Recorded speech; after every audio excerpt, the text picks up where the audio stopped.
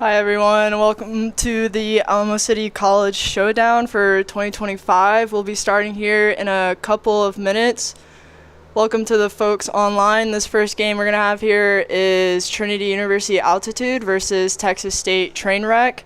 Should be a good game and happy everybody could tune in. Just a reminder that this event helps support the college ultimate club teams here in the area. All proceeds from concessions and merchandise sales at the event will go towards the college teams. For the folks online, we do have an Alamo City College Showdown website where you are able to donate directly to the teams if you're unable to join in person today.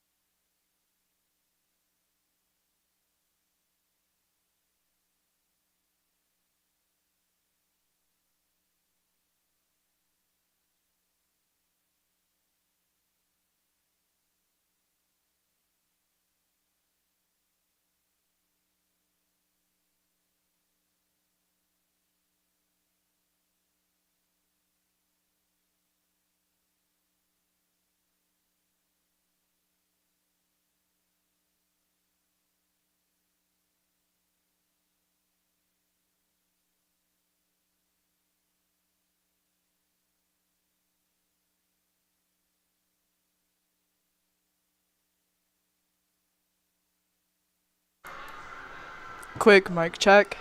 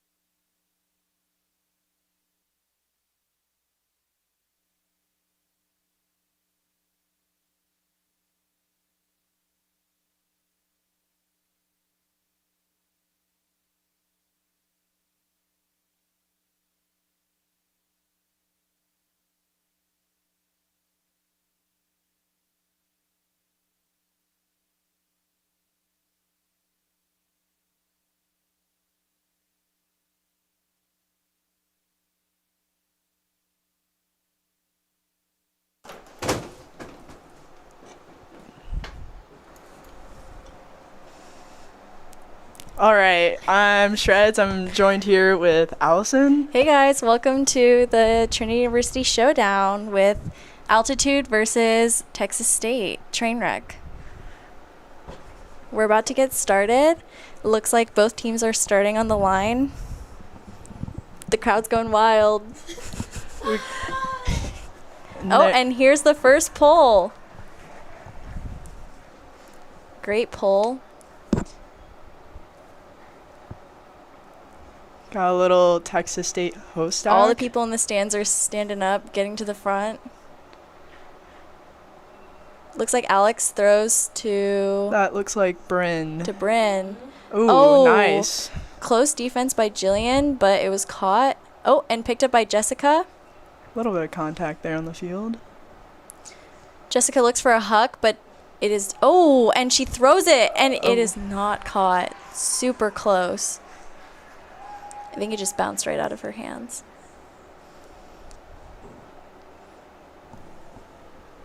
And Trinity goes to pick it up. This is so nice. Can you move it? So we see it. Yeah. Trinity taps it in.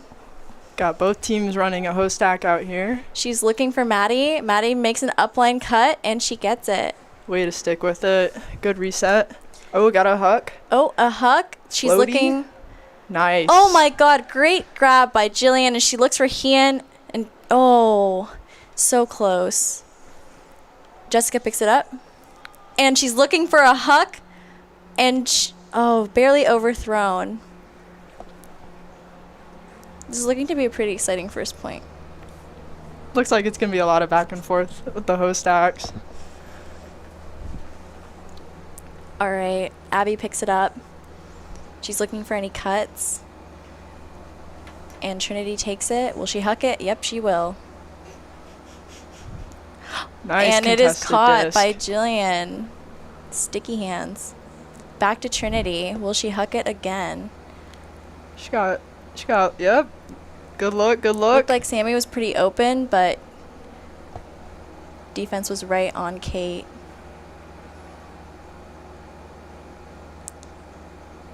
UTSA sets up. Or Texas State sets up.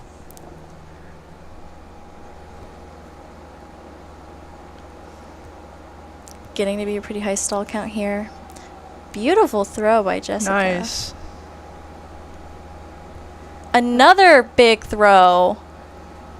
Lots of running. It's a huck and play D. It is a huck and play D game. I like I feel it though. a lot of colleges huck and play It's D. not windy out there, you know? They might as well huck and play D. I like it. I don't know. When I was in college, it was a lot of huck and play D. Some good runners. Just get them going. Exactly. And then you just huck and play D the whole time.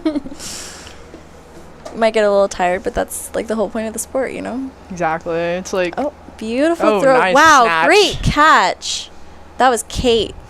Oh, and she throws it again. Oh.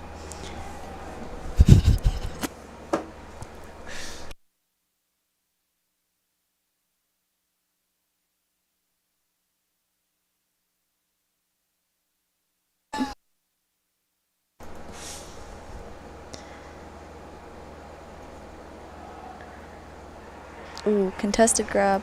was that Ian? Yep, that's Hien. It's good D. Mhm. And now she's going, ooh, give her bookends. You know, this is only her second year playing Frisbee. Oh, Oh. it was like The fake out. and we have an altitude and got score. by There you go. Jillian. First score on the board is by altitude. I think that was a break, too, so. Mm-hmm.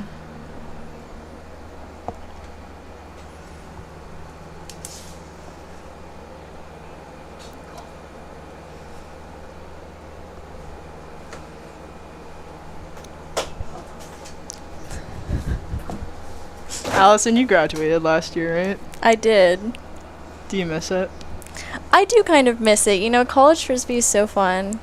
I think it's so different from like Frisbee after college because when you're in college and like your main activity, you can just get so into it. Yeah, Versus definitely. like after college, you have so many other things on your mind that it's kind of like a second thought or like what you do as a hobby rather than like your whole life. Yeah, I always thought it was fun playing in college. You could just walk to practice. Yes. It was just so easy. You're just like, oh, practice in 30. You want to get Yep, dinner before and then let's go. Exactly. It was so nice.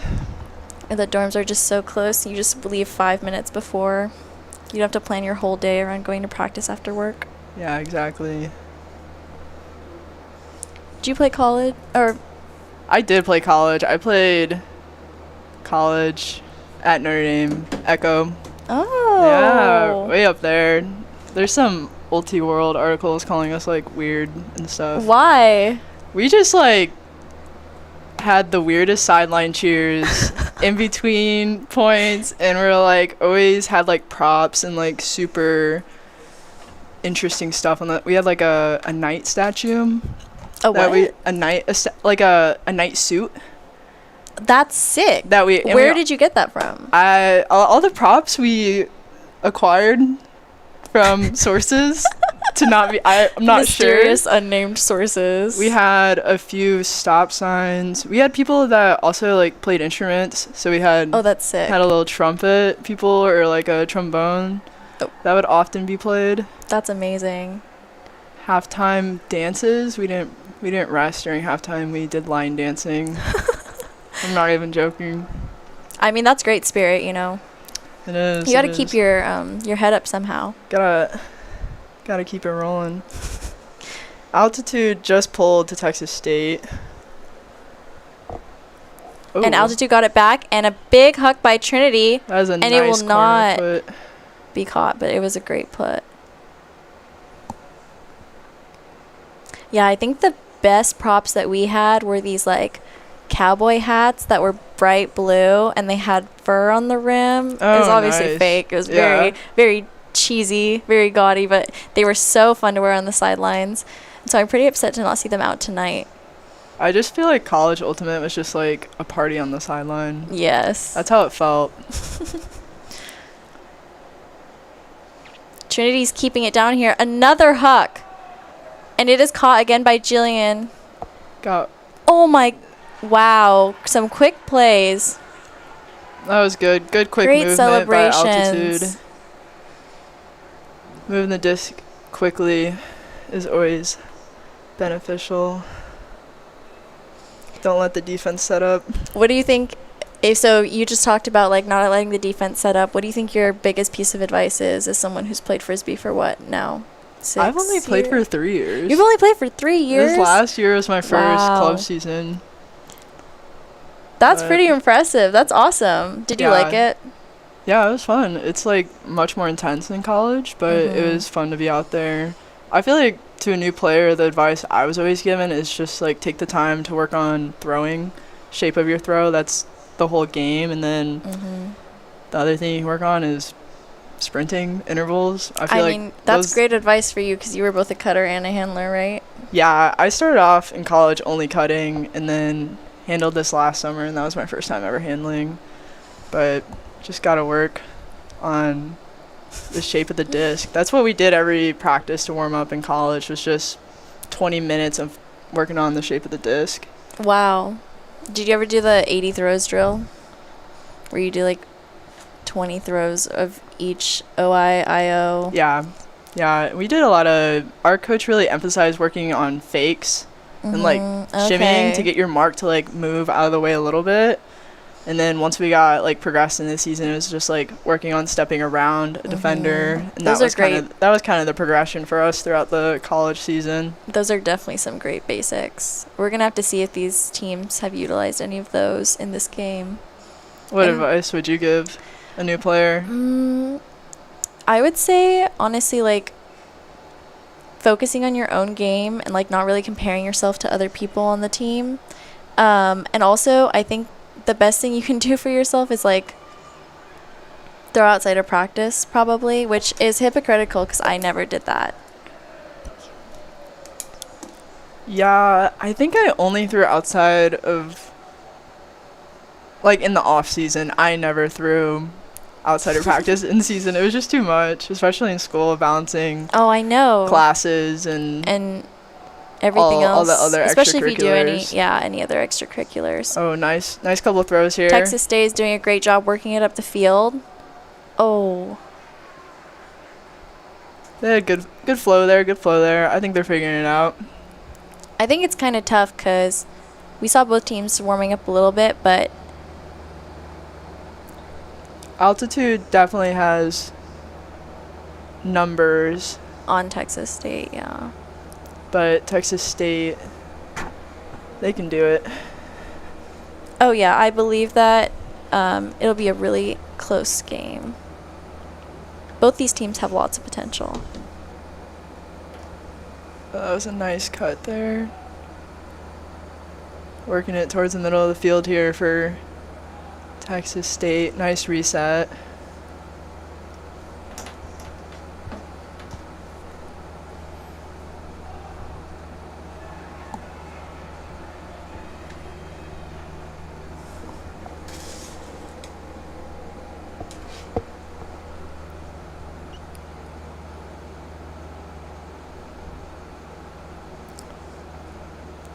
Great cut by Hean. Oh, nice jump to get that. Oh, and good look. So here. open. Nice. That was such a That was so close. That was a great look. A great cut also.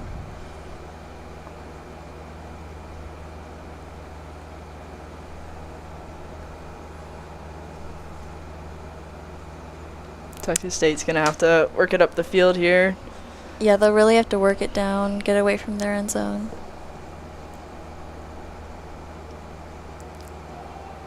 Oh, nice great defense by Hean, poaching so hard, and she will bookends. make. Wow. Wow. She's fired up. I gotta say, sometimes I am not a fan of Poachy D, but sometimes you are rewarded by it. For You sure. can read the disc and you can see where they're going, and you can poach.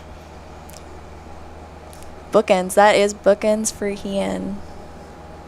You know, when I first saw bookends, I was so confused. I thought it was like a moose thing. And I was like, why are they doing like a moose symbol? I was so confused. Back when I was a rookie.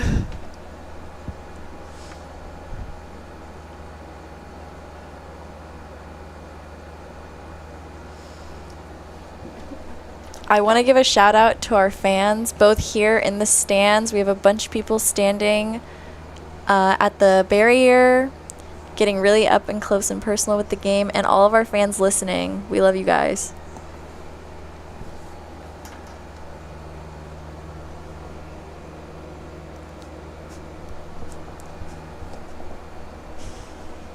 Hey, if you're a fan listening, you could go to the Alamo City College Showdown website and give these teams a little $10 donation.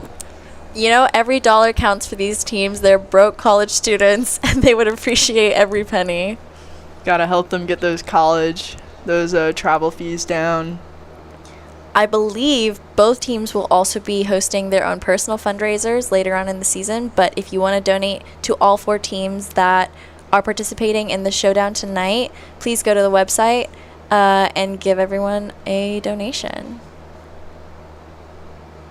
And if you're here in the stands with us tonight, head on over to the sauce stand or the concession stand. All of the proceeds will go towards the teams playing tonight, and there's some really great sauce merch for you to buy.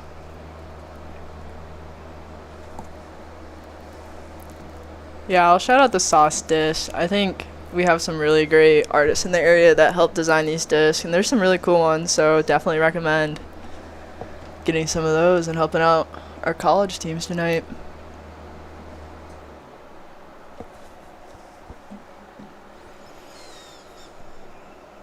Texas State, what do you think they could be doing differently right now? I think that their cutters are making good cuts, and they need to keep being aggressive and running towards the disc. And when the handlers see that first open person, just shoot it to them. And I think a little bit ago they were getting over to the sideline and staying on the sideline a little too much. Getting the disc back to the middle of the field could really help them open up a little bit more space.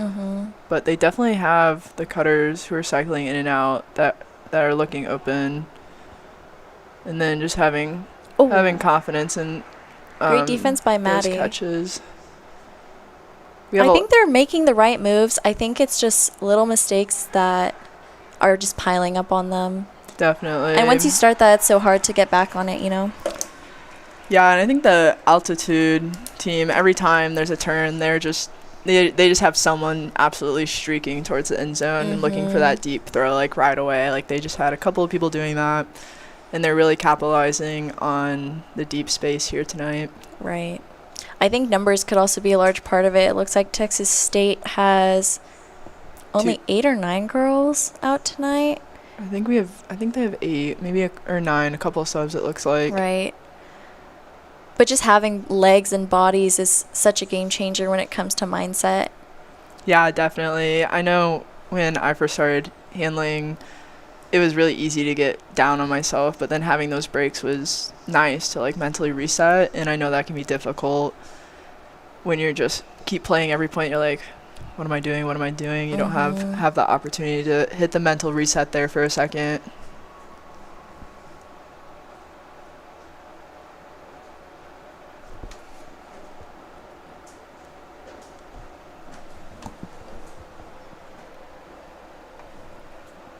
Would you ever handle?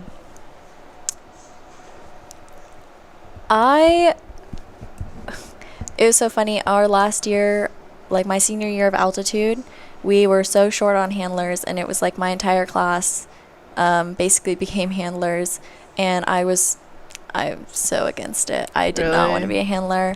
I was fine learning the techniques, and it was all fine, but I just really love cutting.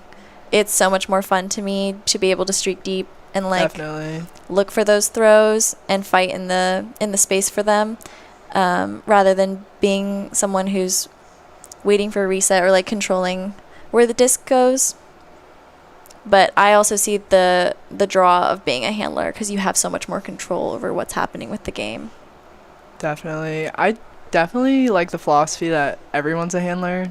That's too, true, yeah. Because that's a great point. if you're a cutter and you get that disc, you got to know what to do with it. You got to know where to look next. Yeah. Got to know who's going deep, your options. Got to be able to make that throw. Yeah, if you're a cutter with no ability to throw, it really limits your... Because you're always looking to dump, right? Yeah. If you're a cutter, you're not confident in your throws. You're looking to dump right away. And that's such a great skill to have as a cutter, to be able to throw it. Even just the option to make a throw deep. Exactly. Oh, great catch by Alex Ortiz. She's looking for a reset. Looked off. Inside throw. I like that look. I like the look back to the middle of the field. They were really getting tight there on the sideline and had some strike cuts that would have made it even tighter. Mm-hmm.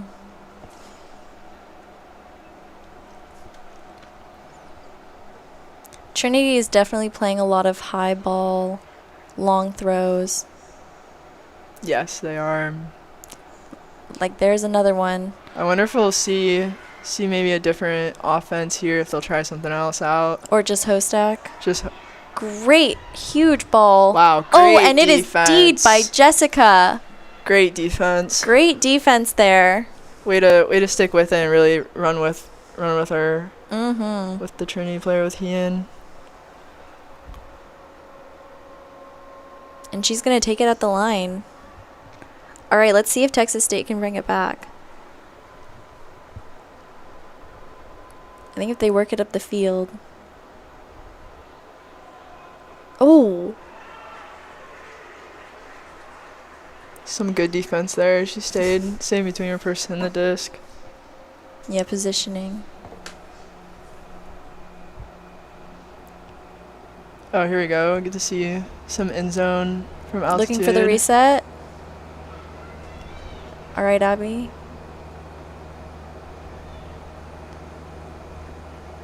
And the handlers Trinity take care of it. scores. There you go.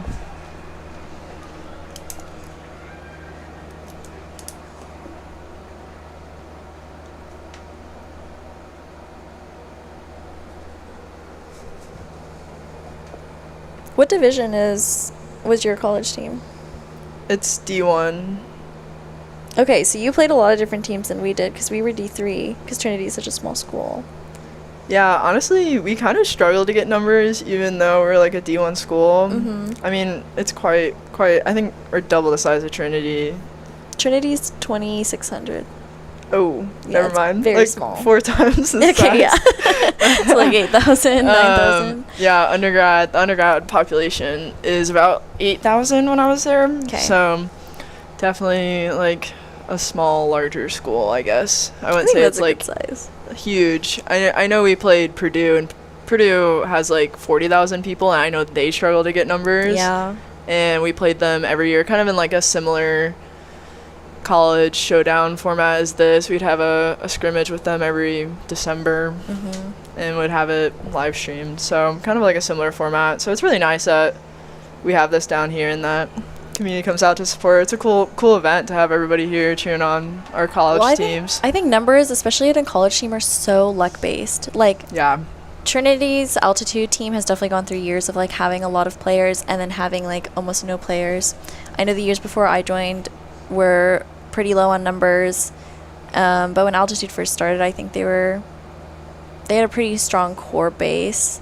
And then I know our class year when we were seniors were really focused on like recruiting because it was like 10 of us in our class that were going to graduate. Yeah, and that was like half the team. Yeah, every year we had huge recruiting events, and we'd have, I mean, Notre Dame dorms, I'm sure it's similar here, where you just have like one person in the dorm who's just like going up to every single lady's like, do you want to play frisbee? We had that in our like commons center. We would put up a table, and then like we would have girls just sitting there being like, hey, you want to join frisbee? Come here if you want to play frisbee. Did you guys have like a bring a friend day to practice? We No, had that. It was like, that's such a good idea. It was like, do you have a friend who's like wants to try out a new sport? Bring your friend to I love that. like an early practice in the fall, and that's That's kind of how I we joined ended Frisbee. up getting people. Yeah, That's literally how I Yeah. ended up joining Frisbee. people be like, just bring your friend. I know we had that's how I kind of joined too. Oh, It was like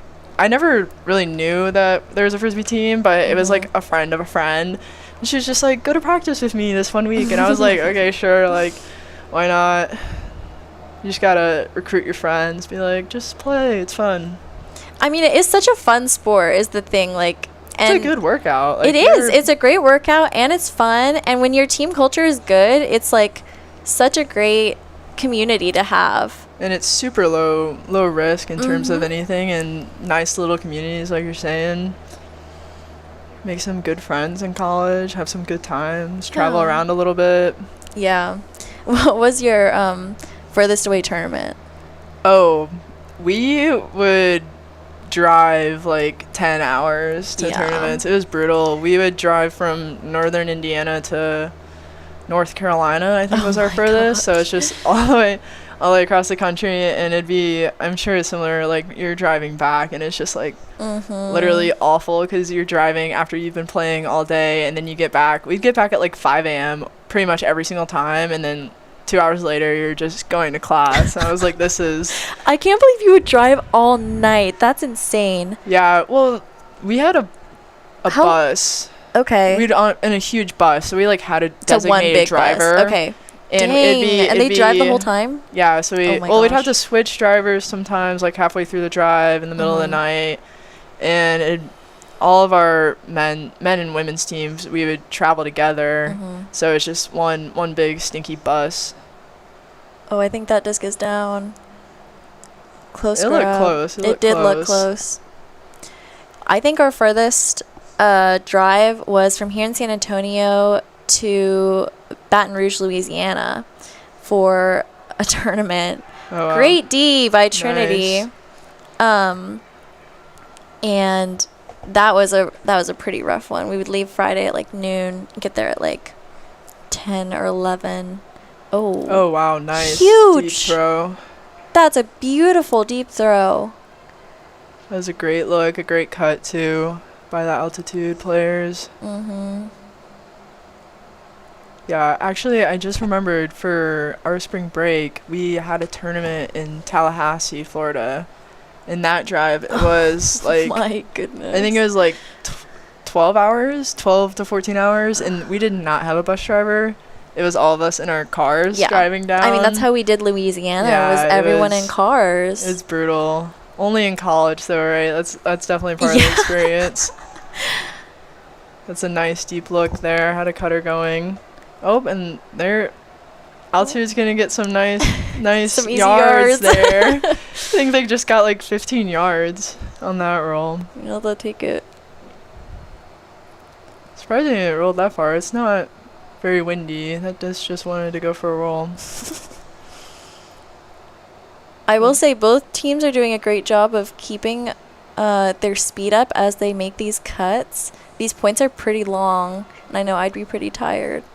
Yeah, these are long points. She's taking off. Oh my gosh. We got two. It's gonna be a high 50-50 point. It's a high. ball. Oh, and she gets Nice. it. Way to stick with it on that one. The 50-50 balls are always scary to me. She's looking for the deep, and she hucks it. Oh, looks like we got Alex. Oh. Great attempt. That was a hard disc to catch. Looks like Kate's going to pick it up.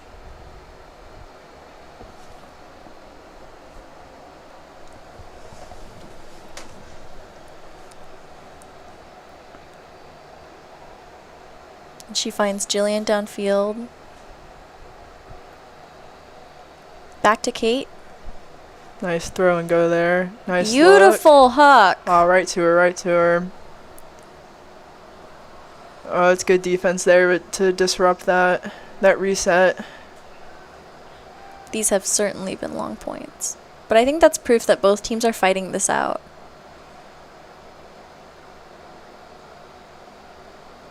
Nice. Alex is open. It's a nice reset look. Here we have altitude.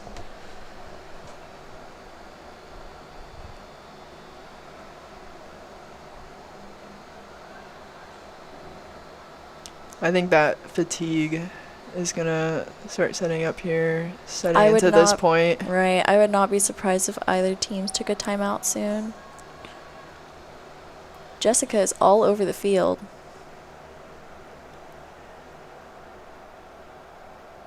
Great reset.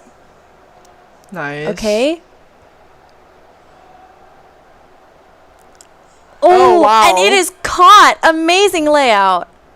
That was incredible. That disc is up. Wow. I wish I Oh could my lay out gosh, like that. what a Beautiful throw. to Bryn. Oh, and Wow. it's caught.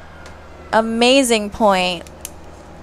Very great. Great work there, Texas State, to get that disc up. Wow, that layout was... That was incredible. That was a great layout.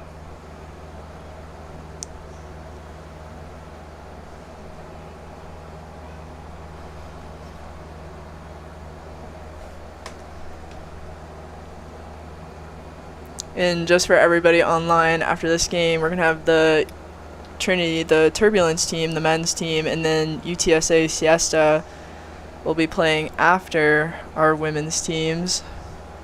So... Do you have the dome?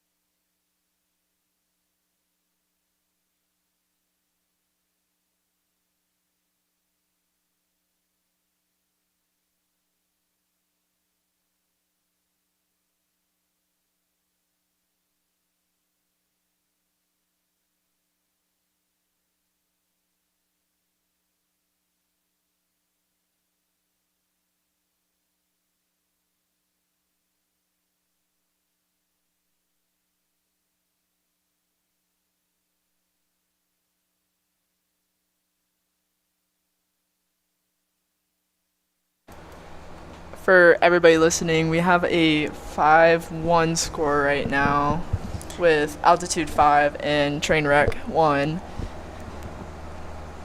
And we're going to see...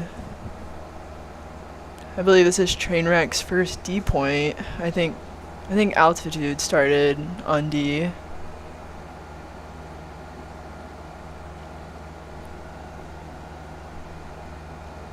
Does it look like Altitude only has 6 players right now? It seems like they do only have 6 players on right now, but are we just not seeing girl? Oh, there no, we they go. have 7. They have 7. They have 7. It's tough up here in the booth, you know.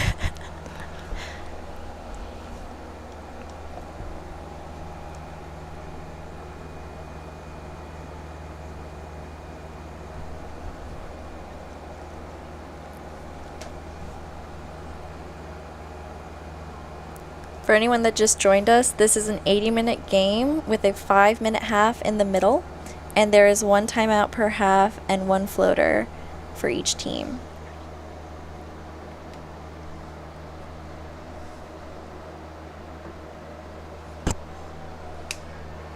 Nice pull. Great pull by Trainwreck. Way to get it over on the sideline. That's always a good pull. Get it a little bit closer to the sideline. And Trinity immediately gets the disc moving. Seems like downfield is a little cluttered. Nice reset. Oh, and it is just missed.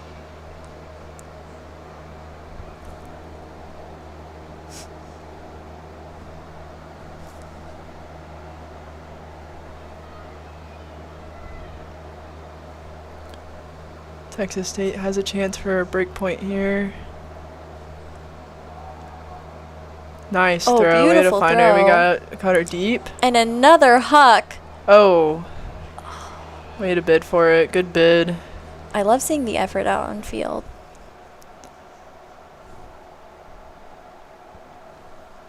Hopefully we can see Texas State get the disc again. And Both teams seem to be playing pretty straight. We haven't seen any hammers. We haven't really seen any weird throws. We gotta get our both coaches teams, here to give them the green light. Right, and both teams seem to be playing strictly host stack.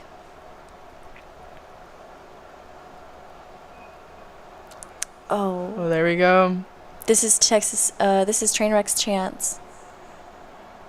Nice Wow, throw there. great throw. Great effort there by Bryn They to just get got to that keep disc. it down on this sideline.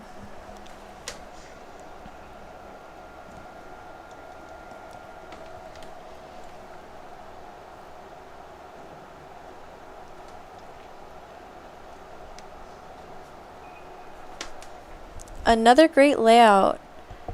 This is Texas State's second chance on this end zone. They're knocking on the door of this break point here.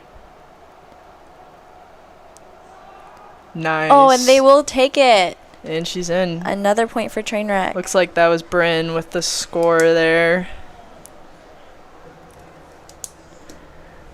Now that we have a momentary break, we saw a great layout earlier with a catch and another great layout in this end zone, which unfortunately wasn't completed. But what has been one of your favorite plays that you've seen, either in club sports or during college? I think anyone who can lay out any of those plays. Honestly, a layout catch is fantastic. A layout D, Oh it my might gosh. be better. Yes. It really might be better. I always commend players that are just willing to, like, on defense, put it on the line.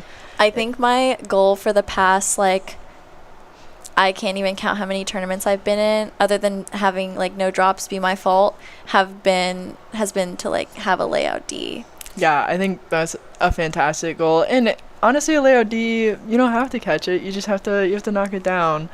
And you're running with your player, you're neck and neck, and you lay out and you get that disc. Have you gotten one before, or I've had a couple that have been, like, close, or, like, you could have called them a layout D, but you also could have just been like, oh, I tripped and the disc also dropped. Yeah. But all my layouts, I feel like, where it's like a full extension, have been for catching the disc and not for a D. I think I've only laid out to D the disc. I don't think I've ever laid out on offense. It is so scary to me. I'm like, oh, I'm going. I understand that. I think you need a certain level of just, like, letting your body loose, kind of, not really caring what's gonna happen to it. I feel like I see the players who'll lay out and they'll kind of hit their heads on the ground. I've done I'm like, that, yeah. oh, I think I get scared.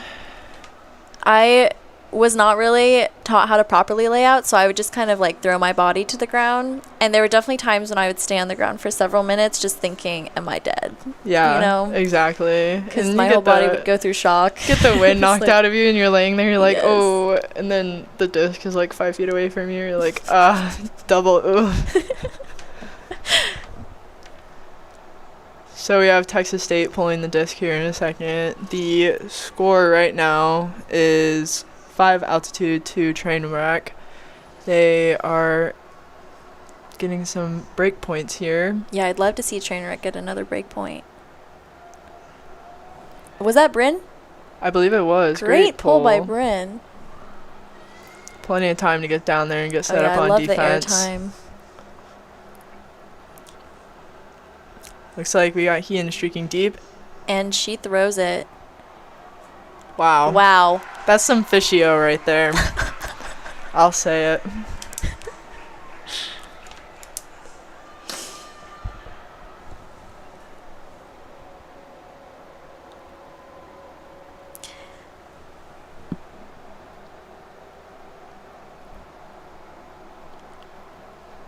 You know, when I played, I used to hate commentators saying this, but how much of this do you think is home field advantage?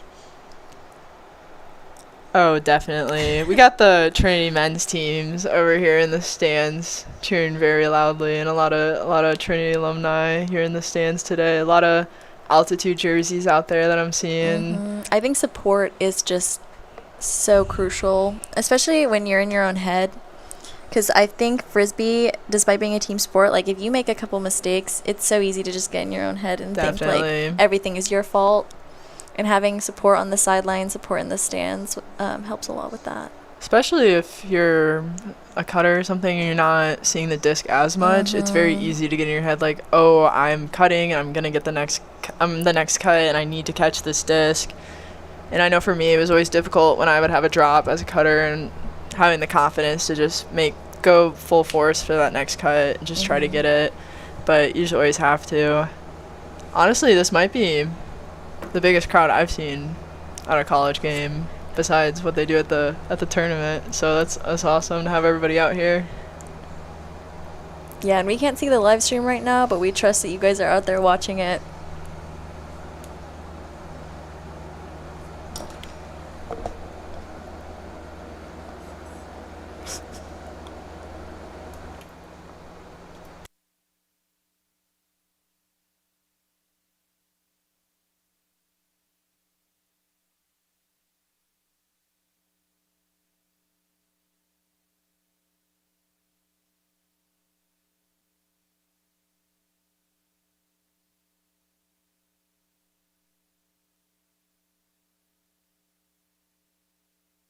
We have 46 fans out there watching. We want to shout you out. Shout out to our 46 fans and everyone in the stands. We appreciate you.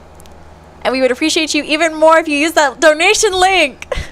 Hey, you only have to donate $10. You know, that's just 1 week of no Starbucks, no coffee. $10. Help out our college teams out here. Honestly, would you even notice if $10 was missing? Probably not. I wouldn't.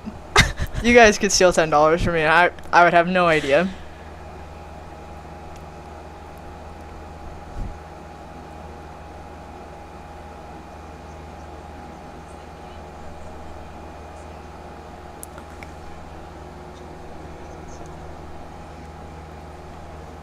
Altitude's about to pull here. And we've pulled up the chat of the live stream, so now we can also see the chat.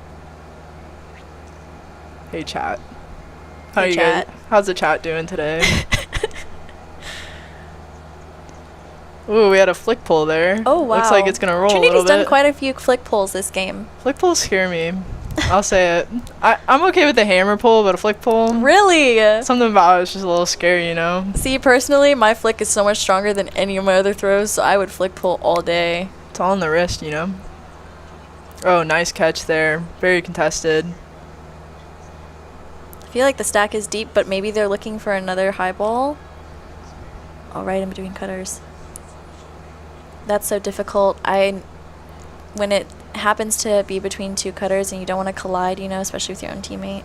Definitely. Always a scary thing there. A lot of compliments I want to say in the chat for the deep throws. I bet that's for both teams because we've seen a lot of great ones from both teams. Wow, great catch. That was a great catch by Audrey, who Looks is like a we got a deep freshman. look. Another great deep look.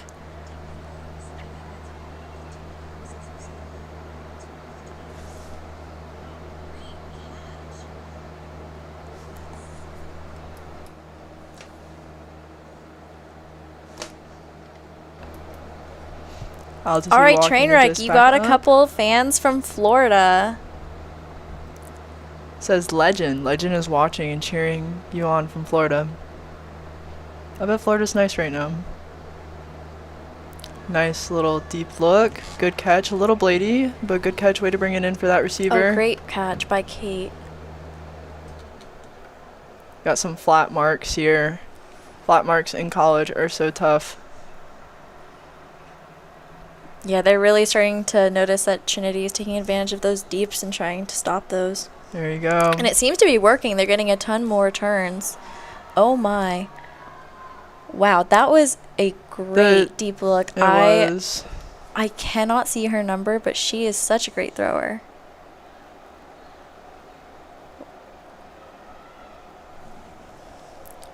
Yeah, that was a good look. We had a cutter. Trainwreck had a cutter going there.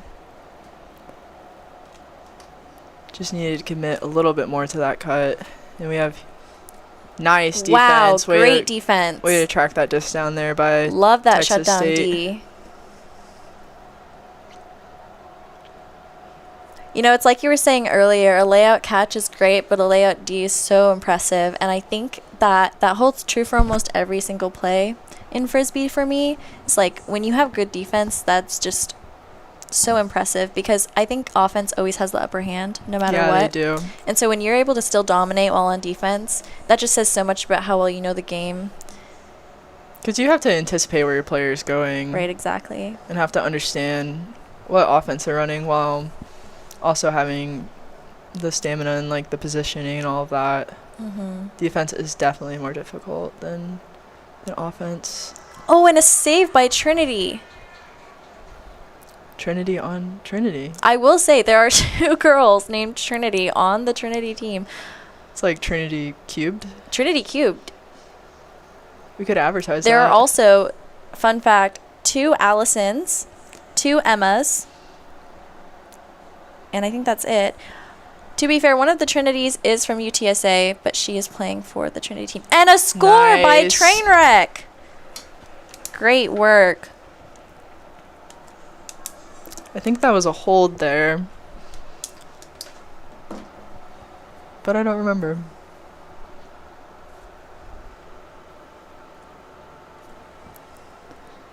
Jadrin's dad says hi, everybody.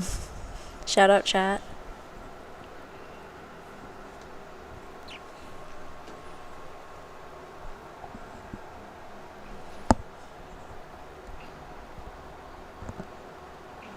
Hi, Mia. Yeah, someone named Mia Losef. Does everybody know her? I don't know. I think she must just be a random. But great to see you. Glad you're a fan. I heard she's washed.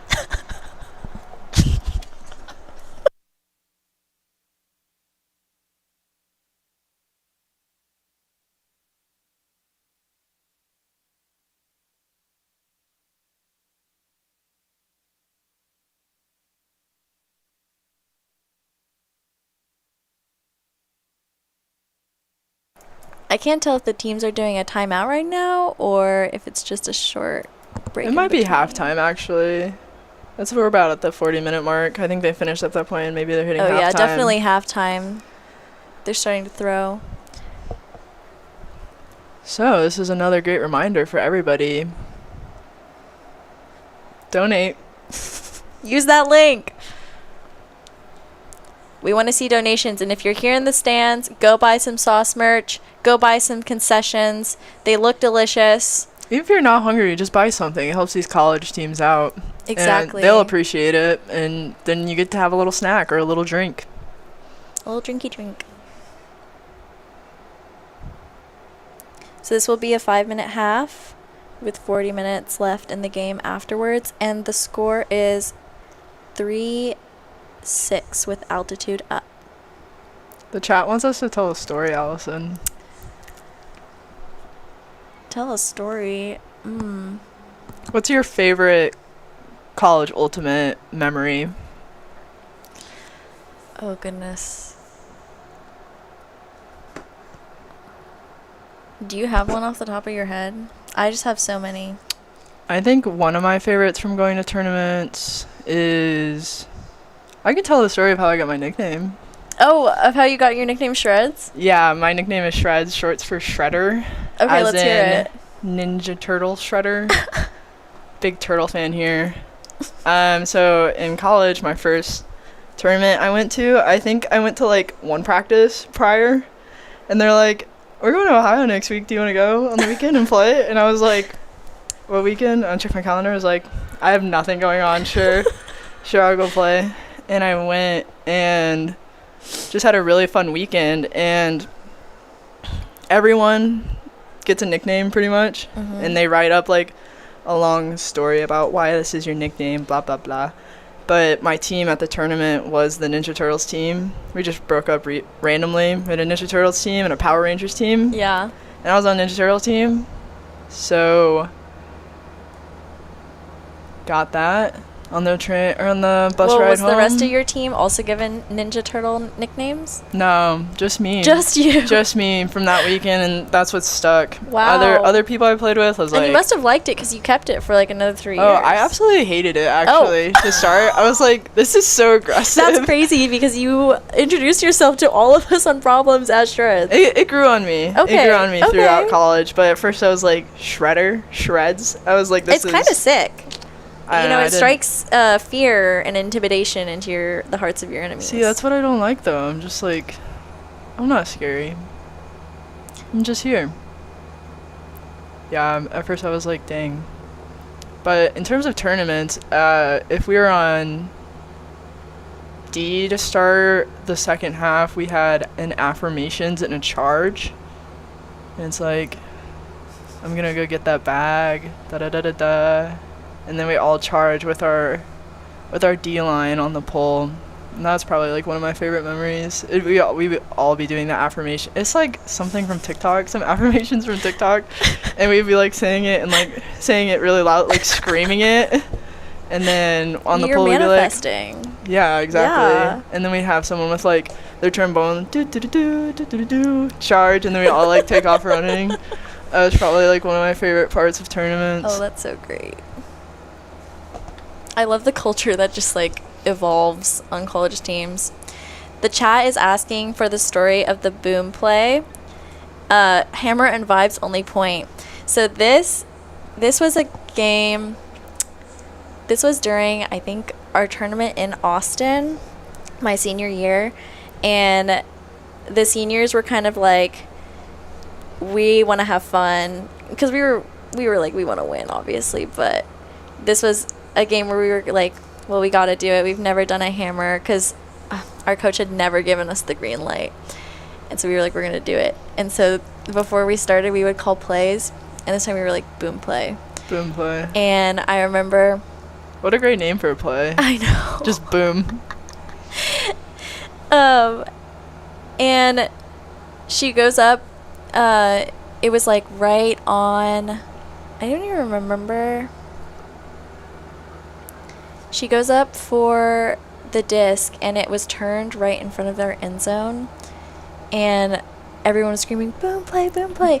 I had actually just rolled my ankle. I was out for the whole tournament. Oh, no. But I was on the sideline filming like a proud mom, you know, the Mean Girls meme? Yeah. Like filming from the aisle. That was me. And they go up and boom play. Huge hammer. She lays out, and I think she catches it. Oh, wow. In the end zone. That's sick. I think my favorite memory overall, though, was when we cheered on another team to go to nationals. Yeah. Altitude was always vying to go to nationals. Like every year I was on the team, and we would always just miss it. We would get seconds, a second at regionals every time. So relatable. And the South Central region, which is where we are, is so small. They only have one bid, but our top three teams, I feel, are pretty strong. So it really should be at least 2 bids. Yeah. We would always try and get a power bid. It would just never really connect.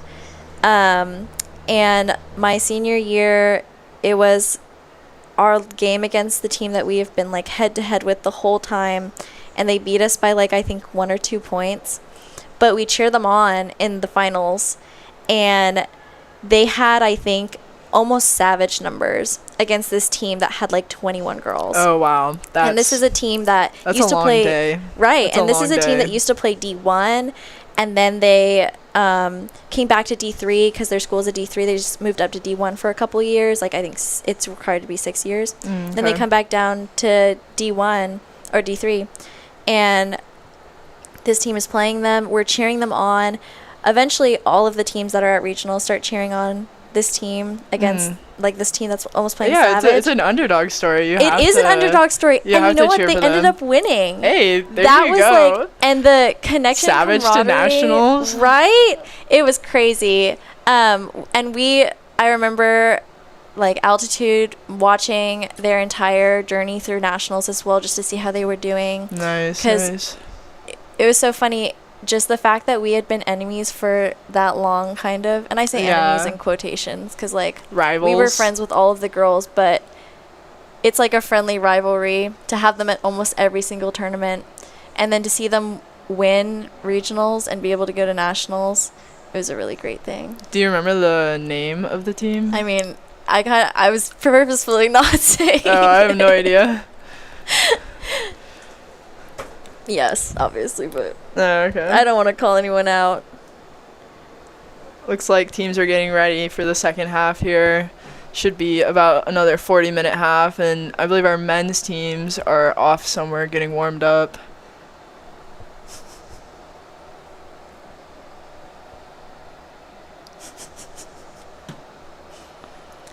Chat is asking me to name drop, but everyone who's asking me to name drop already knows the team.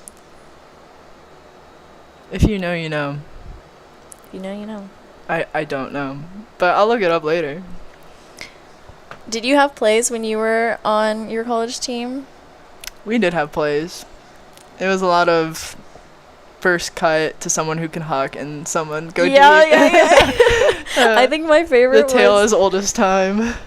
I don't think I can swear on this, but my favorite was the just like we ball point where we would give it to a thrower who could throw it really, really far. She was called the cannon. Okay. And she'd pick it up, and we would just have two cutters on both ends just running deep. They would not stop from... That's what you gotta do. We would start, the pole would go off, and we would start running, and we just would not stop. The deep space is always available in college ultimate. Right? Not so much in club, but Huck and play ball. Always in college, the deep space is always... Somebody can always streak deep, and somebody will be there. Mm-hmm. Well, I gotta say, too, that was one of the biggest... adjustments when going from college to club is that turns in club are so much more consequential. Yes. I'll say. Like, I think a turn in college is like, oh, we turned it, but we can get it back. Like, they're probably going to turn it 3 more times in this point, and we probably will too. But in club, it's almost like you turn it once, and that's the point. Like, you just cost yourself the entire point. And when you're on O-line also, and you turn the disc, it's like, dang, that was your entire fault. And then now everyone has to play D. Yeah. No, a clean hold on O-line is always a good morale booster for the team and always a good look. It's just tough to play D sometimes. And then the other team, of course, like, they have their plays ready to go, and they're gonna go out there and they're gonna run it, and you're like, oh crap, like here we go again. Honestly, I love D-line. I think D-line is probably my preference. I only played O-line in college, but this last year playing D-line, I was like, oh, this is, like, very rewarding. And I was like, oh, I really like going out here and, like, having to hustle against this team and, like, really put myself on the line. It's also just so much more rewarding when you get a turn on D-line. And I think it alleviates a lot more stress, too, because I used to be on O-line for my first season of club. And... like, personally, I also like D-line a lot more because it's just so much less pressure. Yeah. And when you get a turn and you score, it's like, wow, we weren't expected to do that, and we did. Yeah, exactly. And when you get scored on, it's kind of like, that really sucks, but what can you do? Like, we weren't able to turn the disc. Yeah, exactly. Play better. Looks like we have Trainwreck is going to pull here to altitude to start the half off. Just a reminder to our folks online, the score is 6 altitude, 3 Trainwreck as we get started here in the second half in a second. Well, maybe a minute. But both teams are lined up, looking ready to go.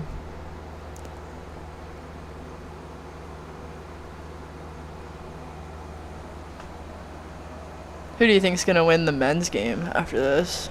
That's a great question. It's usually pretty close between the two teams, right, historically? I honestly have no idea. I think it'll be a great fight from both teams. I really don't know what the teams look like this year. So I think it'll be a great clean slate for both Trinity and UTSA. And then we have the pull with a nice roll. Great roll. Love a rolly pull. Roly-poly. All right, first point out from half. Got Trinity on the sideline here to start. Nice cut.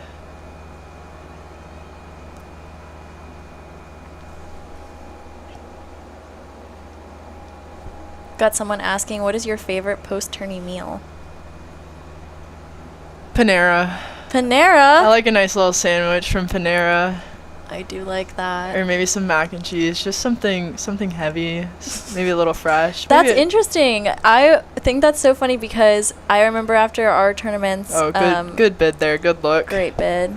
I remember after our tournaments, I always hated something heavy because I felt like I was still going to throw up. Oh, really? I would just stop playing. I was like, oh, I'm immediately, like, very hungry. And we also have... Well, it's crazy how your mind kind of shuts off the fact that you're hungry when you're playing. And then as soon as you stop... Wow, great catch. Great deep looking, great snatch. Jillian with the sticky fingers.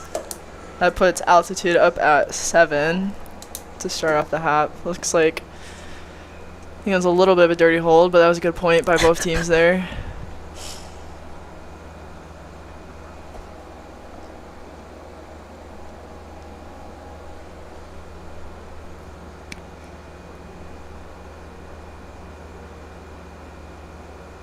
Yeah, that was a really nice hook.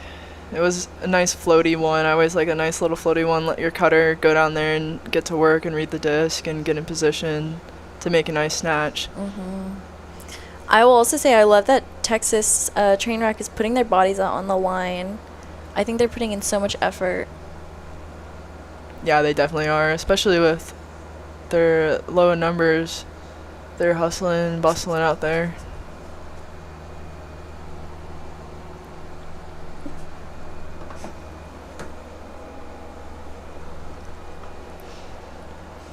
Jillian, you have some fans in the chat.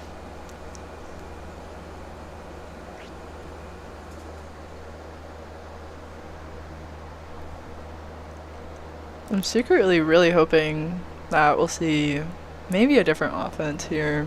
Maybe a zone. I would know love it's to see not a different windy. offense. I would love to see a pull play. I think that would be sick. I know it's not windy, but I mean, this is the time to practice zone and practice some unconventional offense.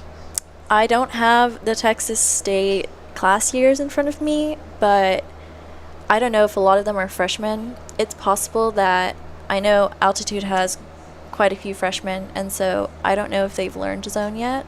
Oh, okay. That makes sense. It's still early. It is pretty early. This is the teams, I think both teams' first or maybe second tournament. They may have had Ulti 101 before this one. I think they did have Ulti 101. I did hear about that up in Dallas.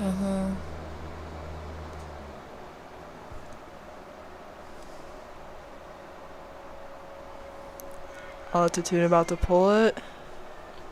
Wow, great pull by Altitude. Setting Texas State up on the sideline here. And I believe that was a pull by sophomore Abby. I like that look right away there where she's just getting it off the sideline. Wow, great Right to the middle. throw. Great catch. Oh, Nice good bid. bid.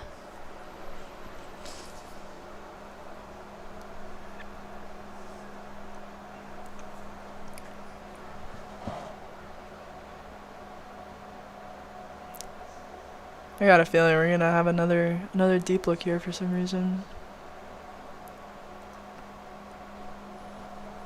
Looking for the reset. Oh. Oh wow. Oh my god, what a save. Way to stick with that disc. Oh, nice. Oh, great reset strike. cut by Trinity. Got a couple deep Oh, looks. and she is so open. Dang, Oh. just missed, and she may have cleated the disc. I think she did directly step on that disc. That disc might be dead. That is so tough. Oh, we confirm it is dead.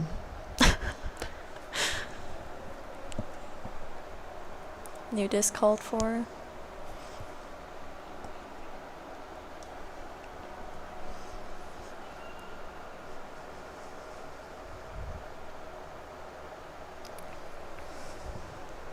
Here you go, Texas State. Speaking of discs, I know Altitude has some new discs that will be for sale. So if you are in the mood to buy a disc or donate to a team, donate to both teams by clicking that link. Yep, that's the Alamo City Showdown link. Great it's a D by square Trinity. site. Oh, and Abby is streaking up the field. Oh, it's Oh, floaty. it might be windy. Thrown to Hien, and it is caught in the end zone. That's another point for Altitude, bringing them to 8 versus 3 Trainwreck. Yeah, I'm checking the wind now. Looks like we got 9 miles per hour in the wind with 20-mile-per-hour gusts. So they might be experiencing a little bit of wind on some of these throws if those gusts are just pushing the disc around a little bit.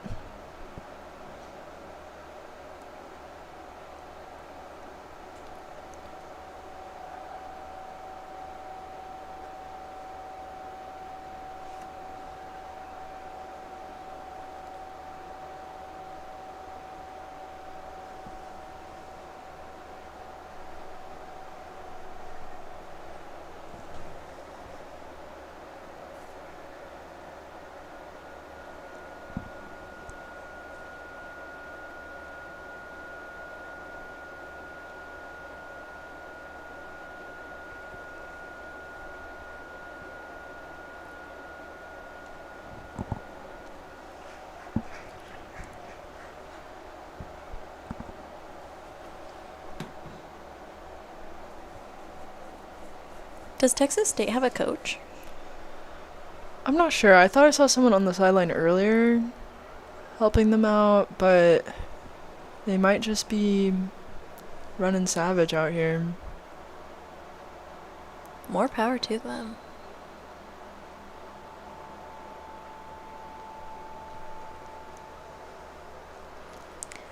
What's your favorite sideline snack? What do you mention on during a tournament? I feel like I had a parent that would go to our tournaments that would make these little protein muffins. They're chocolate. Parents that and come to games are my absolute favorite. they're my heroes, honestly. They are. They're angels Yeah. sent from heaven. They were chocolate with chocolate chips and then a pumpkin spice one. And it was like to die for. I think I would eat Oh like 20 of my them. God. Personally, during games, I just munch the whole time. Yeah. In between points. Like, I kind of don't. gotta keep up the energy, you know? Yeah. And I also don't feel like I'm going to get sick. So I just, in between every point, I'm like, what can I eat over here? I was just And looking for a reset. And Alex will nice save reset to the middle of the field. Looks like the cutters. Protein muffins, especially homemade, sound heavenly. I know. They were so good. And the parents would bring like 50 of them. And I was like, Oh, let me. lifesavers, honestly. Definitely. I think besides that, maybe like a sour candy, like a Sour Patch Kid or something like that. Something that's Yeah. just like a little quick, a little sugar. What about you? I really loved it when the parents would bring fresh fruit, watermelon, Definitely. strawberries. Oh my gosh. Especially since it's so hot down And you get here so usually. dehydrated, yeah. My tournaments were always like high 40s. Because Wow. we'd be traveling February. That is so opposite what we experienced here in Texas. Yeah, so we'd really want like warmer feeling food. So the muffins were always like warmer feeling. It is brutal to play in the cold, I'll say it. I mean, it's brutal to play in the heat. I feel like there's this tiny little window of nice. Yeah, like a high of 75, like Right. low of 60. That's Well, especially when the sun is not out, it's like cloudy or it's at night, you know. Yeah, definitely a little bit of overcast. But I remember there would be girls who would have literal bags of chalk because their hands would get sweaty from the heat. Oh, or like it wow. would run down their arms and it'd just be so slippery you can't even hold the disc. Yeah, I never even considered that. We would have gloves, winter I mean, gloves. Yeah, because I used to live in Oregon and I would run cross country and I would just remember being so stiff and cold. I remember for some of our practices in the winter or like starting our second semester, we would have to shovel the field before we could practice. Oh like my shovel gosh. lines in the field to run drills. Those practices always just ended up in a snowball fight though. That's so fun. Looks like we got train wreck picking up the disc. They had some good cutter flow going on here. A lot of cuts towards the middle. And they were working the disc down the middle of the field. Nice reset there to the middle. Nice These cut. were beautiful throws, I gotta say. That was a great look there. All right, the question is, can Trinity complete this? They're super close to the end zone. I would have guessed they would have set up there it end is. zone. Nice defense. Great defense. Got a nice tip the disc there before a training receiver could get to Sometimes it. that's all you need. Head on a swivel at all times. Mm-hmm. Now they're starting in the middle of the field, so that's good, better position instead of setting up on the sideline.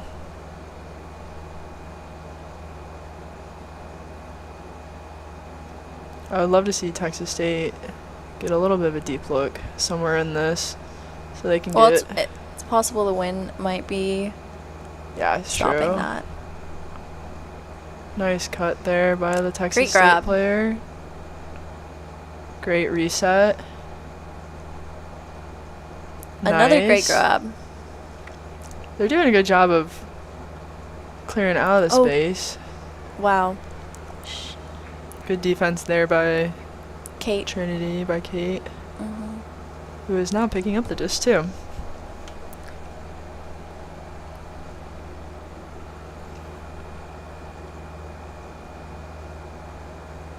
And it's in. Oh. On the ground for that one. Great effort.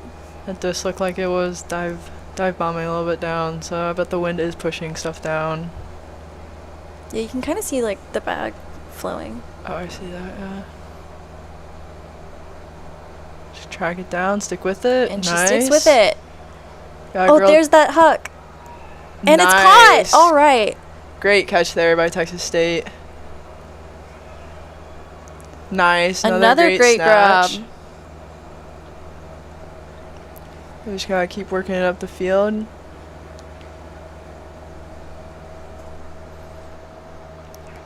Good defense. I think we've seen a lot of great head on a swivel plays by Trinity's team. Yeah, they have been a lot of head on the swivel. Heads up D is so valuable. The disc could float at you at all times. One thing I was always taught is to catch your Ds too, because if you tip that disc and I've definitely had my fair float. share of Ds that I've tipped and gone straight to the opponent. That is always the worst. Oh, wow, great flow from Trinity. Way to find that receiver down there. Throw it right to her too. Perfect throw right to the.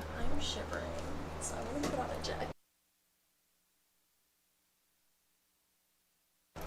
That brings the score up to 9, altitude 3, train wreck.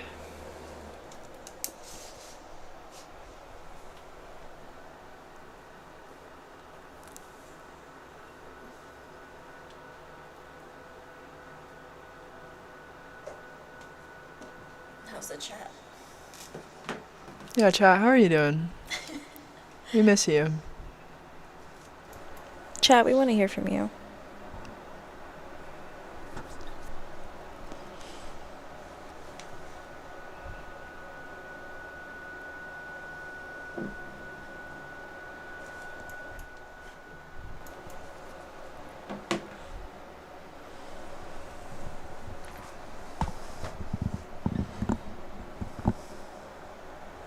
Chat's gone silent.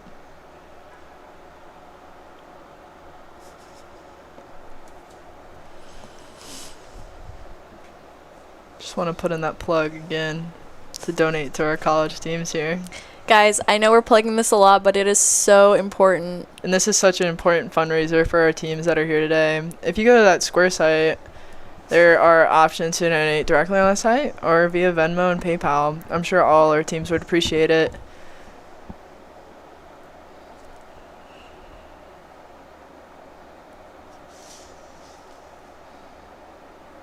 My roommate's cat Bean is trying to eat my sandwich right now. It says Jake Ride Bo Ba. Someone like that. Shout out Bean. I like to shout out Bean the cat. Shout out Bean. Do you have a favorite altitude player? Probably all of them, right? Yeah. Can't choose a favorite. Shreds, who is your favorite altitude player? Current or former? Both. No, you have to say both. Former, definitely Mia. Current, all of them. I think they're all great. They're all putting great effort out here. Oh yeah, definitely Lily. What about Texas State player? Well, I play with Bryn. I play with Alex. They both are handling out there tonight.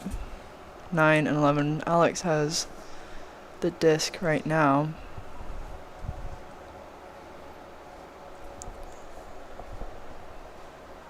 Great cut Great there. catch.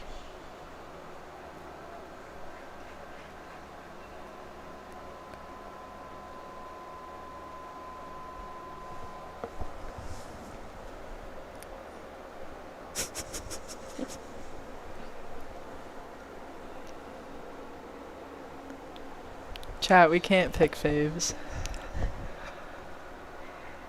They're all our faves. We're just here to support everyone. This is about fundraising. We're here about Frisbee. This is about serious Frisbee, and if you think otherwise, you're wrong. Oh my god, what a D. And by serious, we mean please donate. Yes, using and by the serious, link. we mean we're serious about you donating.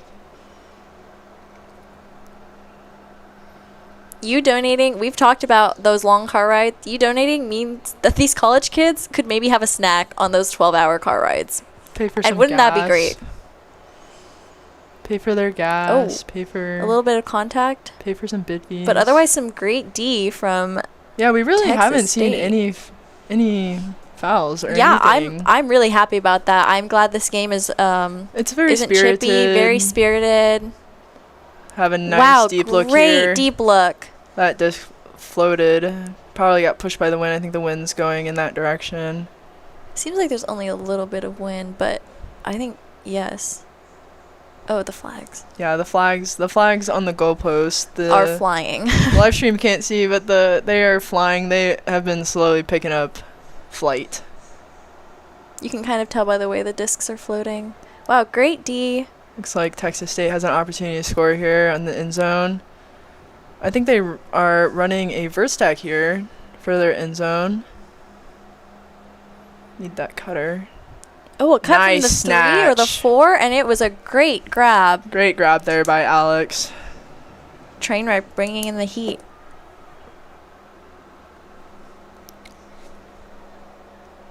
We got a question here about if we think that Ultimate should have refs. What do you think? I think it's definitely a controversial subject. You know, some people say that Ultimate being a self-refereed sport is part of the game and part of the fun, and the good spirit is one of the core values of the game. And some people, you know, think that it's ridiculous that Ultimate doesn't have refs. I will say that I think it's really hard for Ultimate to ever become a worldwide, like, popular sport the way that football or soccer is, because there are no refs, and so it gets really difficult to like bring Ultimate to the Olympics or something like that when it is self-refed, because there aren't clear guidelines really. Definitely. And there's so many discussions that could happen that there aren't clear rules, and so people would, I think, get really upset if a discussion happened between two players and it tilted the whole outcome of the game, you know? Yeah, and so I think it limits Ultimate in that way. Definitely. It definitely causes a little bit issue with people watching when they're like confused, like what's the call? And then players are discussing and there's not anyone out there to officiate or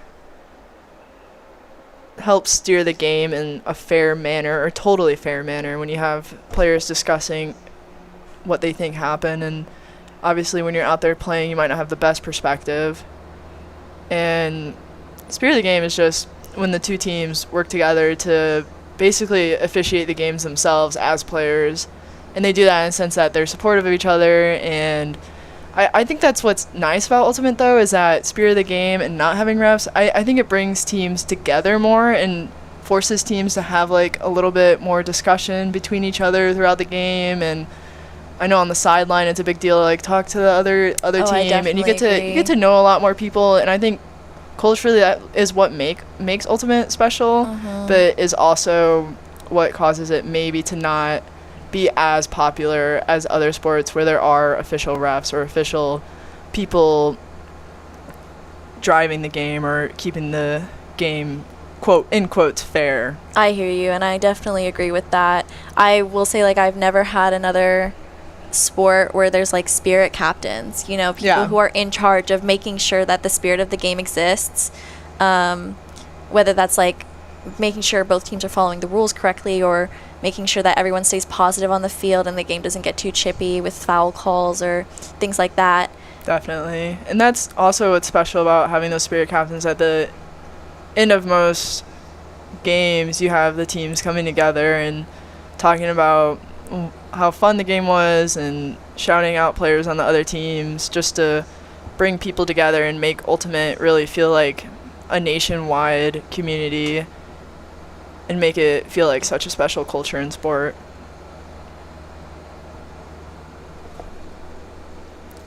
Looks like we got Altitude working up the disc here. Oh, great D there on that reset. I think Texas State has gotten a couple Ds just like that. They have.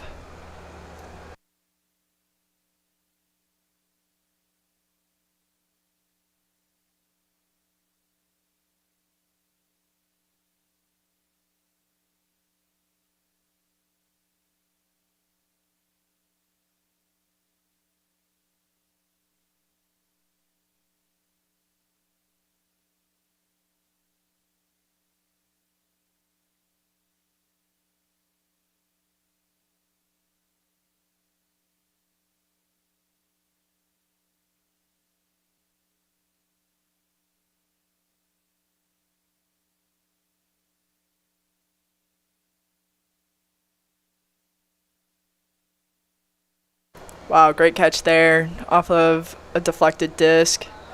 Now they're working it up.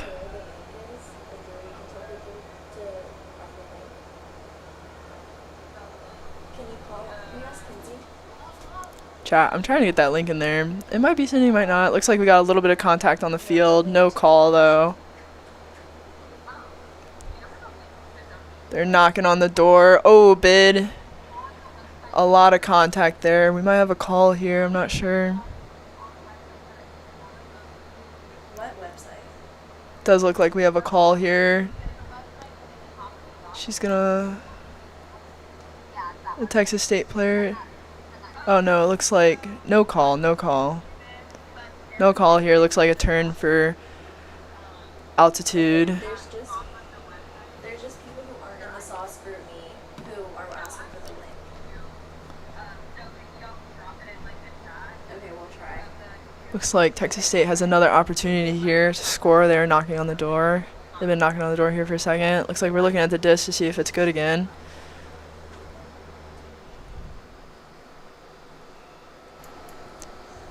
For those of you who asked where the donation link is, Nice snatch there. we tried to send it in the chat. There we go. Nice point there by Texas State. They're really fighting through that. Score is Wow, now Texas State is climbing back up. 5-9.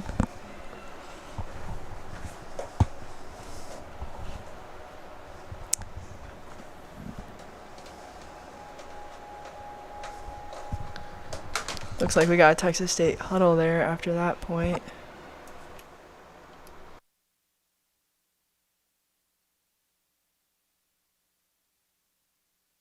I don't know.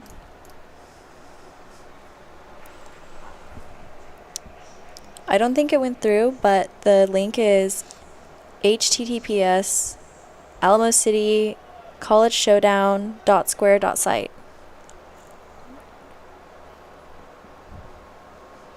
Yeah, I think if you just put in Alamo City College Showdown.square.site, I think that would work.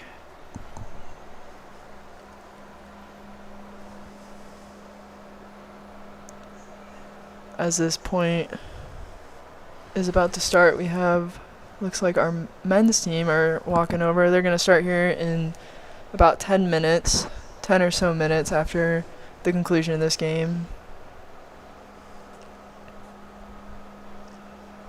Looks like we have Bryn pulling the disc here for Texas State here in a second.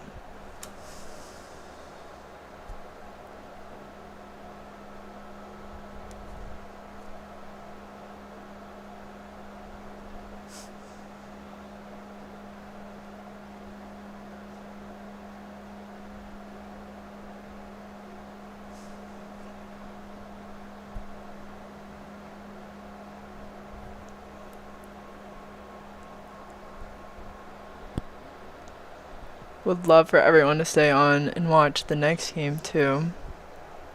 And cheer on our men's program here in the San Antonio area.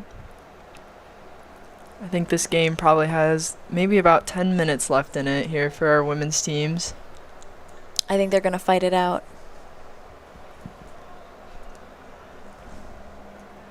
Yeah, this second half has looked really good for Texas State. They've been working the disc up the field very well this half, really looking towards the middle of the field.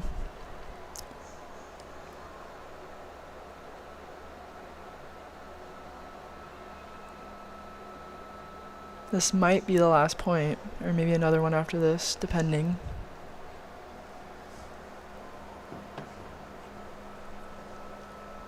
I'm really happy about the frisbee we've seen tonight from the women's teams.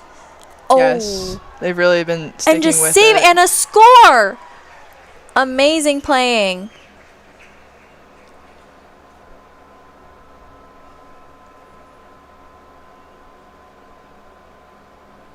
Yeah, a lot of really great deep looks from both teams, and a lot of really great cutter movement going on out there to have these players be open for those handlers. I'm really impressed by the deep throws that we've seen, just because I know when I was in college, every single flick hook I ever had was Blady and to probably no one. I tried though, and they're doing much better out here.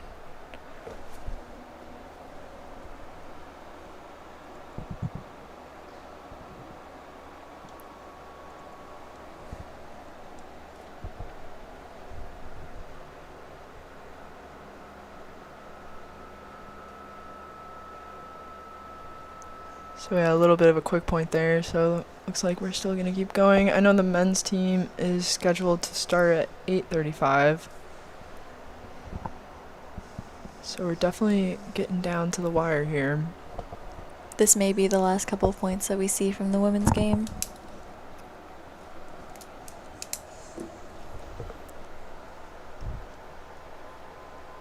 And unfortunately, we cannot put the link in the chat. They trusted us with the commentary, but not with the editing of the live stream.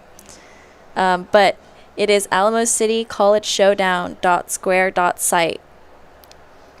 That is Alamo City College Showdown.square.site. And remember, every dollar counts for these poor college teams. Just so poor. No food. No money.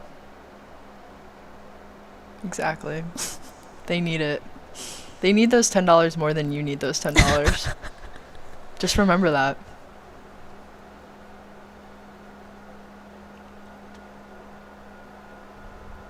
Does Altitude usually wear tie-dye as like a fun, or is that just... So this is a fun little tradition ever since the Showdown started. Altitude will get together like the week before of the Showdown, and they will, as a team, all make tie-dye shirts together. Oh, that's so fun. And then you just have it for the rest of the year. You never wear these tie-dye shirts at any other tournament or any other game, but because the jerseys aren't in yet. Oh, okay. That makes sense, especially for all the... We have quite a few rookies, exactly. It looks like, on the Trinity team. So you want to wait until people are committed before you make them buy expensive jerseys. Yeah, exactly. So they normally get those in around the start of second semester. Nice. So since this is still November, just a way to unify the team so that everyone looks the same. Yeah, they look really good out there. Yeah, and it's super cute. You get a bonding experience. Yeah, exactly. You have a shirt to remember it by. Yeah, it's very fun. I really do like that. It's a good tradition, too, that they've started. Hopefully they'll do it every year. Yeah. Moving forward. Oh. Looks like it might have been contact, but it will not be called.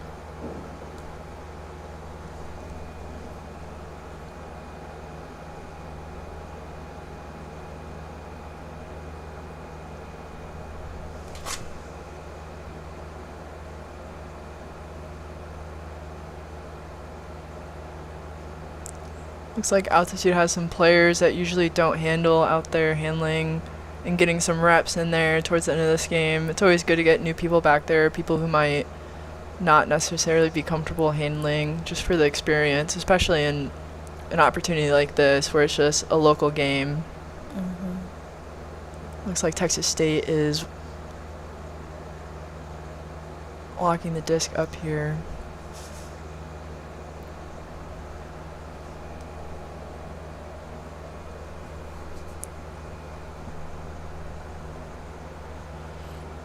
Another hook.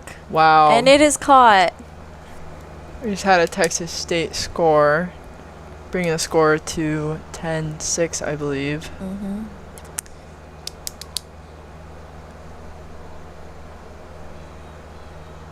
I'm really happy to see such a close game. I think it's great for both teams to be getting some competition. Definitely. Especially something low stakes like this when it doesn't matter for the USAU. Would definitely like to shout out the Texas State team too. They're really coming out here the second half and putting it all out on the line. With low numbers, these women on this team are really, or these players they're playing every single point. Well, just calling out the Texas team state in general to come down. I know it was pretty short notice for them to even come down for this for the Showdown. And so for them to come down and really show up and show out. Yeah. Shout out Texas State. Friday after classes, driving down about an hour to get down here to play Frisbee.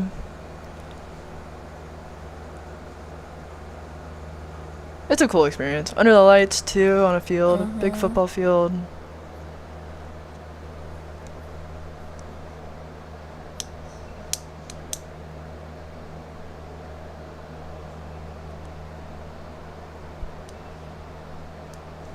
We have our men's teams out here throwing on the track.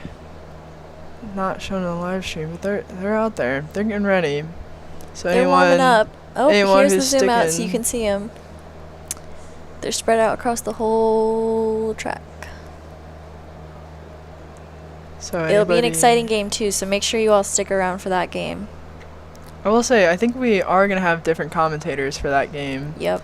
So So if you guys are sick of us, it's a good thing because we will be gone. yeah, we will be gone.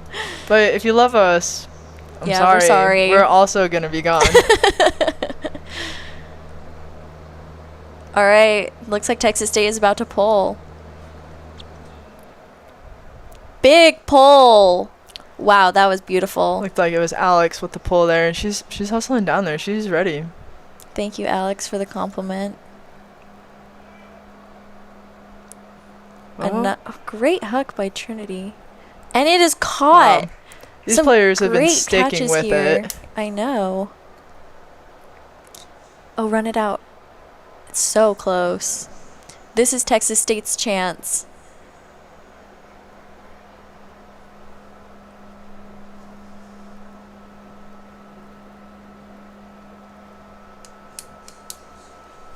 Texas State has an opportunity for a break here to get that score a little bit closer, especially with these being the last few points that are going to be played.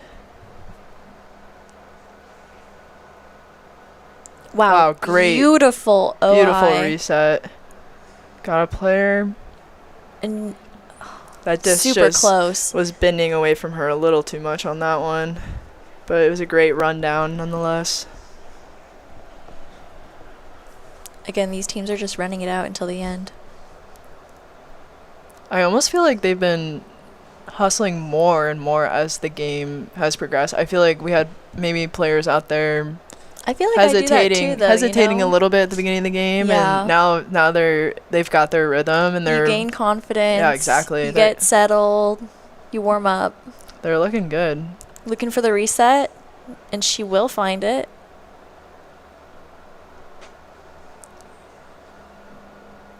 Just for the folks online, the score right now is 10 altitude and 6 train wreck. Great D by Kate, smacking the disc down.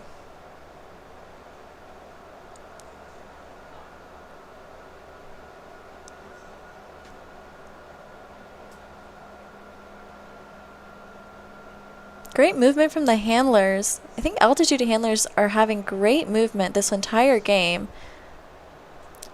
Yeah, I definitely think that they've had a lot of give and go, which I'm guessing they've been working on that in practice, Oh, but yeah. they've had some really good give and go opportunities here for the handlers where they're either hitting an around throw and then striking or hitting around and going deep. They have a lot of great looks there in the handler space.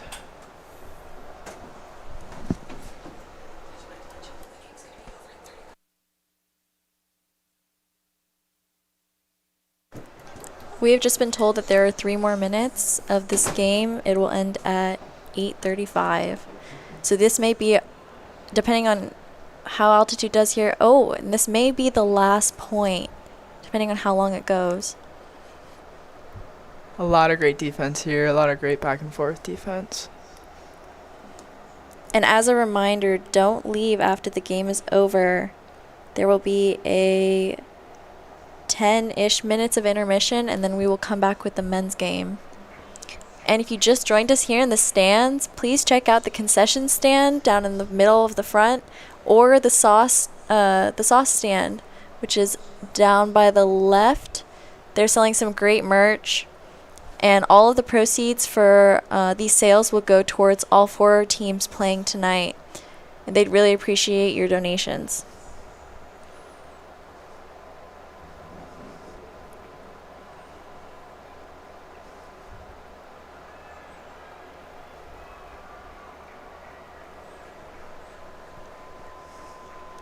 All right, another chance for altitude to score here.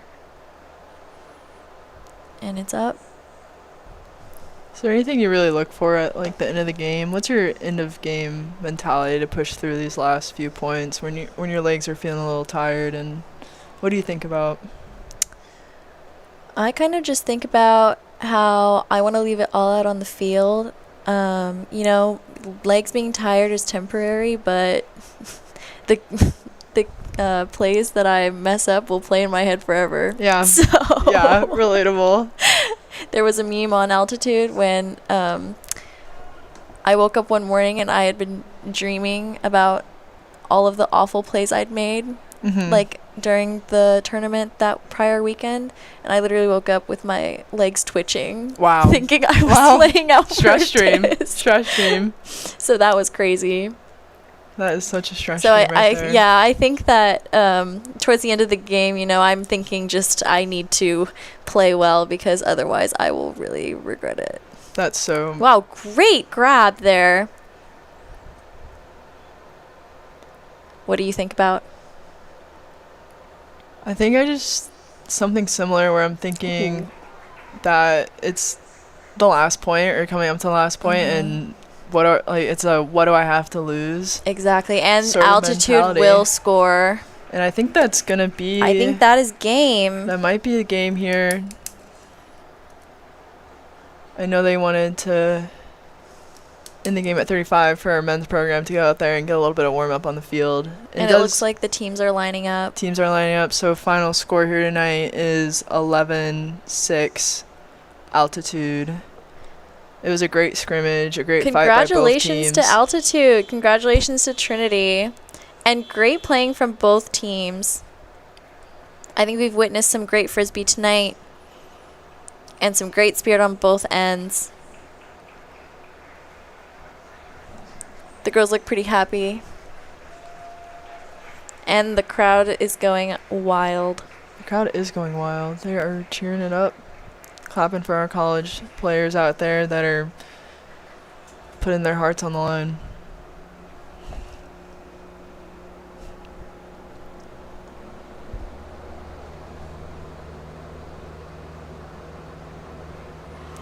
Wow, great game, everyone. And look at them go. All right. Oh, into the tunnel. Great spirit from the men's teams. We got the Trinity men's team set up in a tunnel down here. Both the women's Super programs cute. are running through. Oh.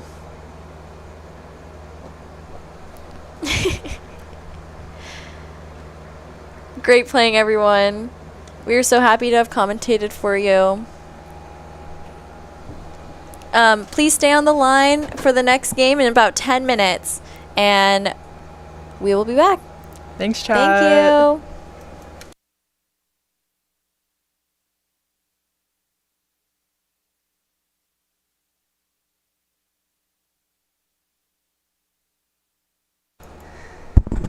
Hello everyone, this is Rose Grimion. I'm helping coordinate this event. At this time, we're going to get ready to do our in-between game activity of the disc throw. So if you have purchased a wristband, please make your way down to the field. And if you have not purchased a wristband, please make your way to the concessions table or the merch table to buy a wristband. All right, see y'all soon. Bye.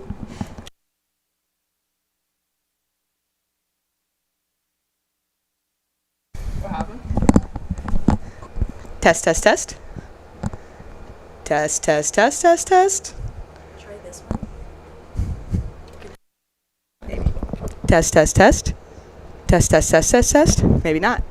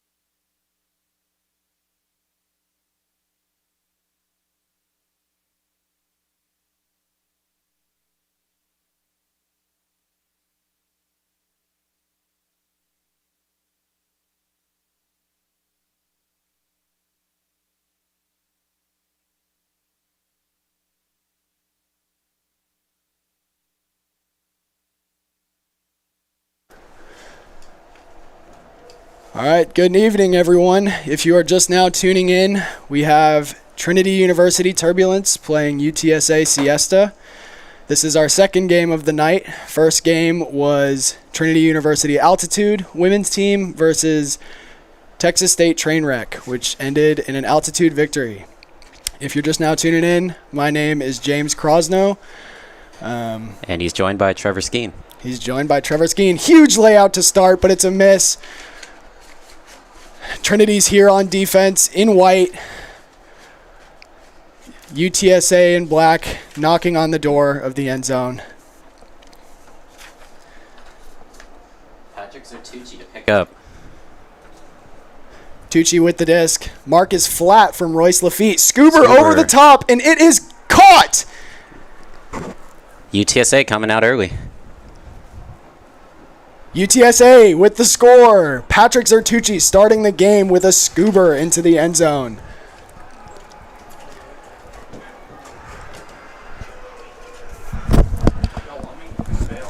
I don't know if we had like...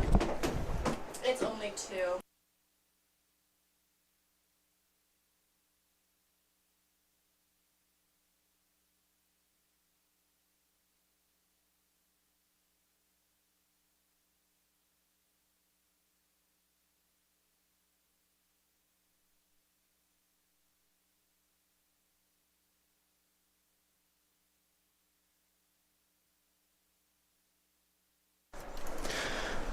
Sorry for the frantic start, folks, but we were out there enjoying the scenery on the football field, playing Can Jam. How close did you get, Trevor? I don't really want to talk about it. How about? I don't think either of our throws were that great, to be honest. Yeah, I went second, and Axel beat me on the first throw. I mean, there's some pretty serious talent in San Antonio. I don't think that it wasn't necessarily in the cards for me this time. All right, pull is off from San Antonio. UTSA rolling to the 50. Royce Lafitte with the pickup.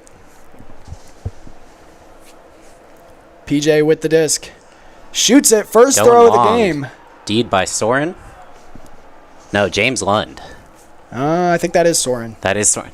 Sorry, that's the sheet says. It's never my fault. It's the sheet. It is the sheet's fault.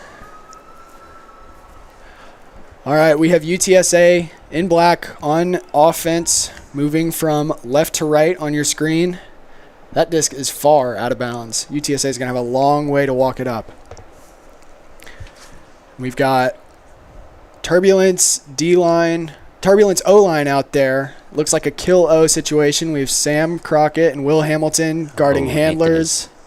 All over Musa. Oh, good handler defense from Will Hamilton. Really impressed by his growth. Disc is up and down. Trinity disc on the 10-yard line. They're looking to fast break it. It's up. Throws to Nathan. He catches it. 1-1. 1-1. 1-1. There's a call on the field. It's because we screamed and yelled. We got too excited. For those of you who don't know, Trevor and I are recent Trinity University graduates, and we are going to try our best to remain unbiased. It is going to be hard. I will be honest.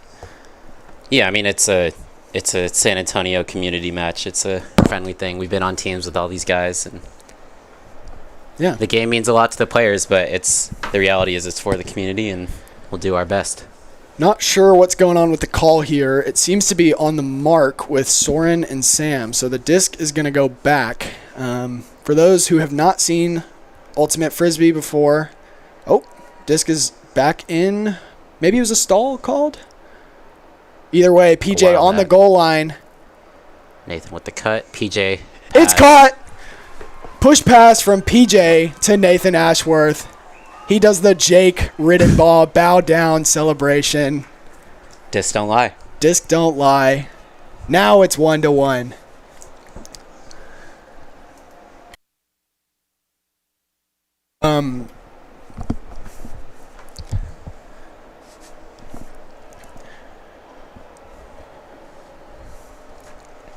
Not sure exactly what the call on the field was there.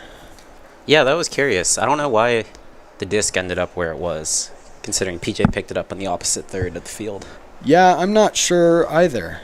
My best imagination is that it was either a stall was called or perhaps some sort of foul, no contest, or foul contest. I don't know. I guess it has to be a stall if the disc was on the ground. But anyway, starting from scratch, it is 1-1 Turbulence UTSA. Out on the field, we have Turbulence's D-line. We got Paul Jackson handling, Royce Lafitte handling, Nick Stepanovich, Pierce McNiven, Will Hamilton, Owen. Oh, I think his last name's Krosno because he wears that jersey so well. But Owen Westall and Nathan Ashworth. Receiving on UTSA. O-line. We got Senator Patrick Sertucci.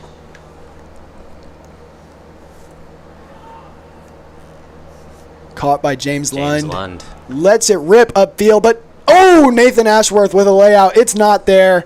UTSA on the door. Fast break. Ooh, comes down with it. What a grab. What a fast break from UTSA. They're storming the field. Ladies and gentlemen, each team that has scored to this point has stormed the field in celebration. It just shows you how much these kids care about this game. Yeah, I mean, when you're out on that field, James and I can say it, but it's a lot. Yeah. This game is everything to these San Antonio collegiate players. In the fall. Some things to note, Royce Lafitte, Paul Jackson have played every point to this point for Trinity. Walking out there on the line for UTSA, I see... Who do I see? Who do I see? I see Soren Watterson, senior, on UTSA, staple of the San Antonio Ultimate community. I see Patrick Zertucci with the disc. Diego Pavia of San Antonio Ultimate. We've got some others out there. It's hard to see numbers from this far out, but I think I see Ian Hahn, former a la carte player, captain of UTSA this year, I believe. Who else? Maybe that's one of Dash or no? Maybe. We don't know. All right, Tucci with the pull. Trinity O-line, we got Paul Jackson, Sam Crockett, Will Hamilton, Charlie Bunce, Steven Schrock, and Nick Stepanovich, setting up in a bit of a side stack 23 look. Gets the disc off to Steven. Bumps to Royce Lafitte. Up the line to Steven. Oh! Great attempt from Steven Schrock. Can't come down with it. UTSA to pick up at their own end zone. Right in the corner. We'll see what kind of force Trinity sets up for this. Trinity has not been scared to uncork the layouts early in the game. Not successful to this point, but that should get them far down the line. We've got a classic vert stack look from UTSA. Tucci and freshman in a tank top handling. Pardon me, UTSA. Y'all have two freshmen who look somewhat similar. Both handlers. Royce Lafitte forcing away. That's a backhand force. Fake from Tucci, lefty backhand around the mark. That's something you don't see every day. Shot is up. Nick Stepanovich with the D. Senior captain for Turbulence. Real staple of the D-line. Throw is up to Sam Crockett. Soren with a run through. He's not there. He needs to recover. It's Will Hamilton. Royce Lafitte. Disc is on the sideline. Would love to see a swing here. Doesn't come off. Nothing looks good. Big break throw. Oh! Ian Hot. There we go. UTSA taking their time as they've set up their field. Disc is up. Caught. Pick called by Nick Stepanovich. He gets to catch up to his man. For those is that a veteran call? What do you think? That is a veteran call. I think freshman, sophomore year, you let that one slip. Disc is up. Huge. And it's caught. UTSA 3-1. Would love to see some chat from Trinity here before the poll. Score is 3-1, a familiar position for Turbulence. I think Coach Josh Gammon has called a timeout on the field. I love that call. I think that's a great call from Josh. I think especially in college Frisbee, it's so easy for a small 2-point lead to snowball. I think you got to collect your bearings, get together, figure out what's going on, what's going well, and then stick to your game plan. I agree. I think a reset is never bad. I think the throws and decisions that I've seen from Turbulence are characteristic of their offense, just kind of a little one or two off the fingers. I know Nathan Ashworth was close with a bid on the sideline. Steven was close with a bid on the 20-yard line. Royce was close with a bid on that first point where we weren't commentating. But let's take a second while the timeout wears off to admire the crowd out here. We got a large group of people out from the community, out from the schools to come and watch their teams play, face off. Not to mention all the viewers who are watching the stream. Yeah. Thank you for tuning in. People from across the country. It's a beautiful night tonight here in San Antonio. The sun is down, but the stars are out. We got UTSA on D moving right to left. I think we've got a little sky cam of the Trinity sideline right now. Look at this beautiful field that we get to play at. It is magnificent that we are allowed to be out here. You know, I've always said it. I think that Trinity Stadium is probably one of the largest venues that you'll get in South Central Texas Frisbee. I think that's a fair statement. And I think I'm going to go out on a limb tonight. It's 3-1 now. I think what you're going to watch tonight is some of the best college Frisbee you can watch in the division in Texas tonight. These San Antonio. Are two great teams, both very evenly matched, lots of veteran star power, lots of young athletes who are excited to show off tonight. The pole is inbounds in the end zone. Receiving error from Trinity. Picks it up. Dangerous throw. Caught by Nathan Ashworth. Hit Steven. Looking for the reset. UTSA with some aggressive marks here. Disc caught by PJ. Shot goes up. Backhand. Steven Schrock towards the front cone. He caught.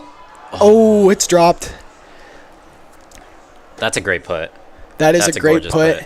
That's a good attempt by Steven. Game has stopped. Likely for a call on the field. I would imagine on the throw, PJ must have been hit while he was releasing it. Regardless, I feel like that was a wonderful put. PJ is one of them ones. PJ is one of them ones. That is something that is going to be on display tonight. This young man has grown into quite the Frisbee player, and I know a lot of UTSA's game plan is going to be about, what a layout D. That Musa? I think. No. Not Musa. We need to get this UTSA roster figured out. This is tough with the numbers. This is some real bias. I also think some of them don't have numbers. That's what I'm saying. Throw goes up. That's Musa. Caught Good one-handed. Grab. Oh, okay. I think I've sorted the UTSA freshman handlers. We've got Isaac. What a D from Sam. That's huge. That is huge. Right on the end zone. PJ's looking for a shot. It's not there. What has he got under? Royce back to PJ. Breaks the mark to Nathan Ashworth, senior captain. Royce Lafitte up the line. Caught. He's got Nick Stepanovich running deep. Looks him off. Nathan Ashworth with a jump cut in the handle space. Not there. PJ. Looking to get it to Paul Jackson with the bid. Great grab. What a grab. That's a captain. I guess a late travel call there. Stops play. They're right back to it. Royce and PJ working it up the middle. Throw goes off to Will Hamilton. It's a great reset cut from Will. Really great. Really impressed by the poise from Turbulence on this second half of the point. After they've gotten that D, seems like they've slowed things down a lot, really letting their system flow. Even guys like Will Hamilton, traditional cutters who are comfortable back in their handle set. I mean, UTSA is doing a wonderful job cutting off a lot of these options. They really are. Ideally, Trinity would like to be moving it up faster than they are. Like, their poise is great, but they have. I mean, there's some serious defensive pressure that they have to overcome. Seeing You see how difficult it is for Nathan to get open right little there. collision there in the middle. Foul, no call? No call. That is a clean D from UTSA. Sean, right? I could not tell. There were two people in the mix there with Nathan. But yeah, props to UTSA. Their defense tonight has looked very good. But Trinity looked a little better there on offense, a lot more poise, trusting their system. A turn on the 50-yard line. Unfortunate drop for PJ UTSA. picks up. Royce standing high over the stack. Caught by Steven. Oh. Great D. Turn on the Underthrown. 45. Underthrown, indeed. All right, will UTSA capitalize on this? We'll see. It looks like they've got their freshman tandem out there. This is Isaac Booth and Dash Lemens. Both of these guys have Frisbee experience. I think that's Dash with the disc. Isaac just caught, being guarded by Royce. Play Call on stopped. the field. Did you catch that? I was looking at the handlers. We're back in play. Good cut in front by Stippy on defense. Around the mark with a lefty. Sag from Trinity. Striking up the line. Great switch from Trinity. I know that's something they've been working on. Another lefty break. I would love to see a little more discipline on the marks from Trinity. Stippy's there. Run through D. That was a bid, too, from Stippy. Great D from Stippy. Whew. That's his second of the night, folks. I think that's one of my favorite parts about coming over here and seeing the college fellas this year is just the steps that they take every year between junior and senior year. Obviously, Stippy has had a exaggerated role with being a captain this year. Unfortunate turnover from Trinity. But I think something that's really cool about the college scene is just how much better these guys get each year. And a lot of that has to do with the club teams. Many of these guys on the field, they were part of the Alamo experience. Huge experiment. hammer goes up. Holy cow. And it's off the fingers of number 13. 13, James Ishwime. James, a lot of dudes named James on UTSA. Not just calling you out, but There are two guys named James. you had a good D earlier. No, unfortunate drop. Unfortunate drop. Crazy throw. I know. Got a little LJ off the stack. Call has been made, though.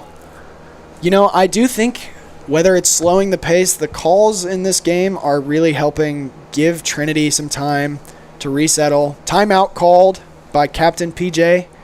I think they are getting a lot of opportunities to catch their breath, slow the game down, reset their system, and I think it's truly beneficial to Trinity at this point in time. The slower this game goes, the more time they have to build back against this UTSA lead.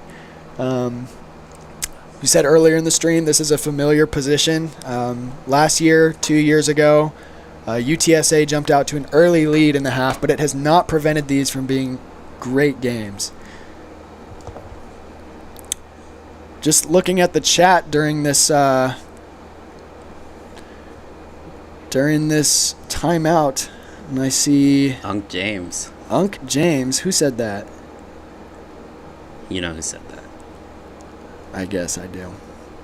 I see my former teammates, former co-captains, Jake Riddenbaugh and Seth Awirdu, tuning in from across the country. That's another thing we love to see here. We got a lot of fans in the stands tonight showing their support, and we got fans from across the country who are tuned in. Hello, Jadron's grandpa. Great to have you with us, Jim Mueller. Yeah, welcome in. Should be proud of your grandson. You should. He's doing a fantastic job coaching tonight. For those of you who are just now tuning in, we have got UTSA in black. They're up 3-1 on Turbulence. I need to say UTSA's team name, Siesta. I always default to Velox. The rebrand. The rebrand looks good on the jerseys, but it's not stuck in my mind yet. I remember the days when Ben Andrade used to torture me in a UTSA Velox jersey. You know, I think Siesta's cool. I like it. Siesta is cool. I think it's a great rebrand. I don't know what Vlox meant. I'm sure it's got some Exactly. great history, but Siesta has really some great jersey designs. I see Andrew Duong in the chat saying goated commentators. Thank you, Andrew. We got hired today. They dragged us in from the parking lot. But President actually called us in from Austin, Texas. He said, "We need you." We're flattered, Andrew. see Lily Zhang has joined the stream. Josh Banks in the stream saying, Soren, that's my boyfriend. Game is back live. We need to focus. PJ around the mark. Errant Crazy throw. reset. Potential Who comes down with Callahan. it? Oh, Nathan Ashworth saves comes down it. with the contact on the play, but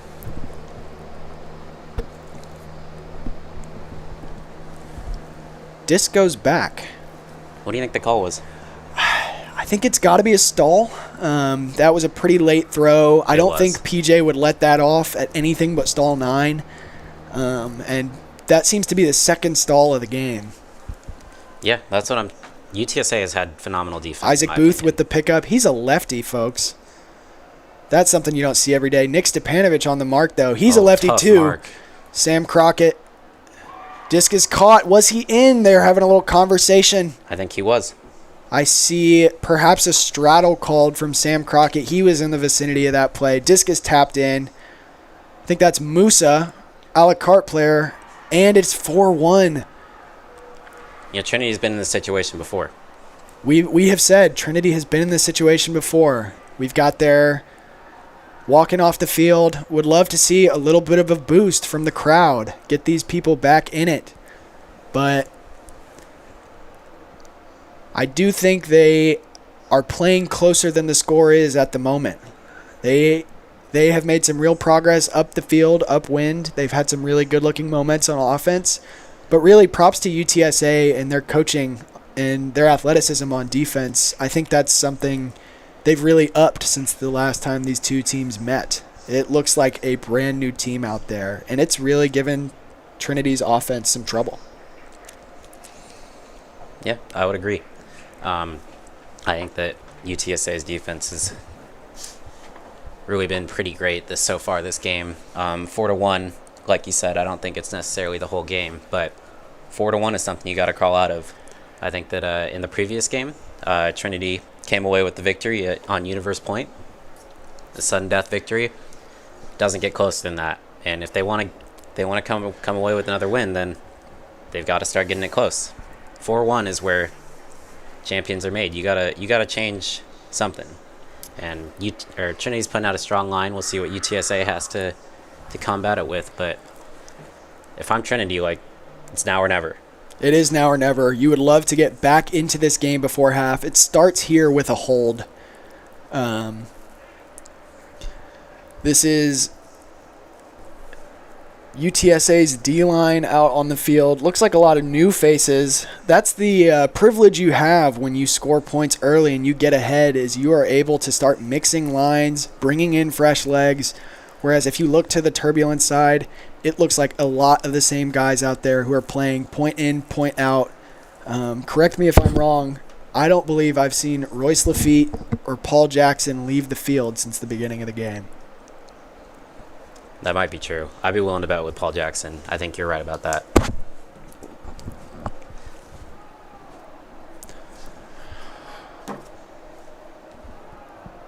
We have an O-line chant from UTSA who's on defense. Confusing. Perhaps that's the point. Royce Lafitte picks up the disc. Centers to PJ. We have another 32 side stack look between two of Trinity's dominant offensive cutters, Sam and Steven. Royce with the disc. Up line on a strike to PJ. He's on the 30. Would love to see them. Oh! Connects on the high release reset. Trinity is really struggling to get off the sideline. I know they have plays they've practiced for this. And it's dropped on the 10. On the goal line. Sam Crockett cannot make the connection. Soren to pick up on the corner. Mark is broken. This is where the legs start to come in. Trinity's rollers need to keep up if they are going to stay on the field for these points. Great inside backhand from Soren. Looking for the reset. Gets it back. Soren and looking. Oof. Oh! Unfortunate throw. That is a turn. Paul Jackson to pick up. Captain of Trinity. Got Owen Westall at the front of the vert stack. Expect to see him in action in a second. He cuts inside. It's not there. Back to PJ. Fakes the throw. Royce Lafitte with the dig into a strike. Breaks the mark. Back to Paul Jackson on the flat side. He's got Steven under. Doesn't want it. Spins off both cuts from Royce. Throw to Sam. It's there. Soren with a close D.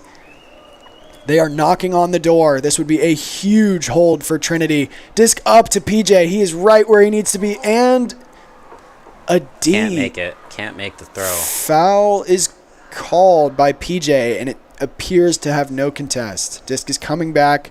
Stall will reset to 0. That's one of the beautiful things about this game is it is self-officiated. That's some great integrity from UTSA captain Patrick Zertucci. I will say it's always a pleasure playing with Patrick. Yeah, our contemporary. Patrick is a grad student at UTSA. Disc goes up to Owen Westall. He's alone in the backfield. PJ comes back, and that's a score! Huge spike from Royce Lafitte, and Turbulence is back on the board, 2-4. They're hyped. They're storming the field. That's got to be a huge breath of fresh air to the boys in white. They needed that score, and they got it.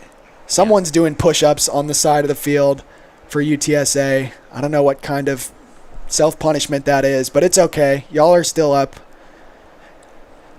Trinity is relieved after that one. I see coaches Josh and Jadron out there looking sharp, if I might say. Absolutely. They look like they dress for the job.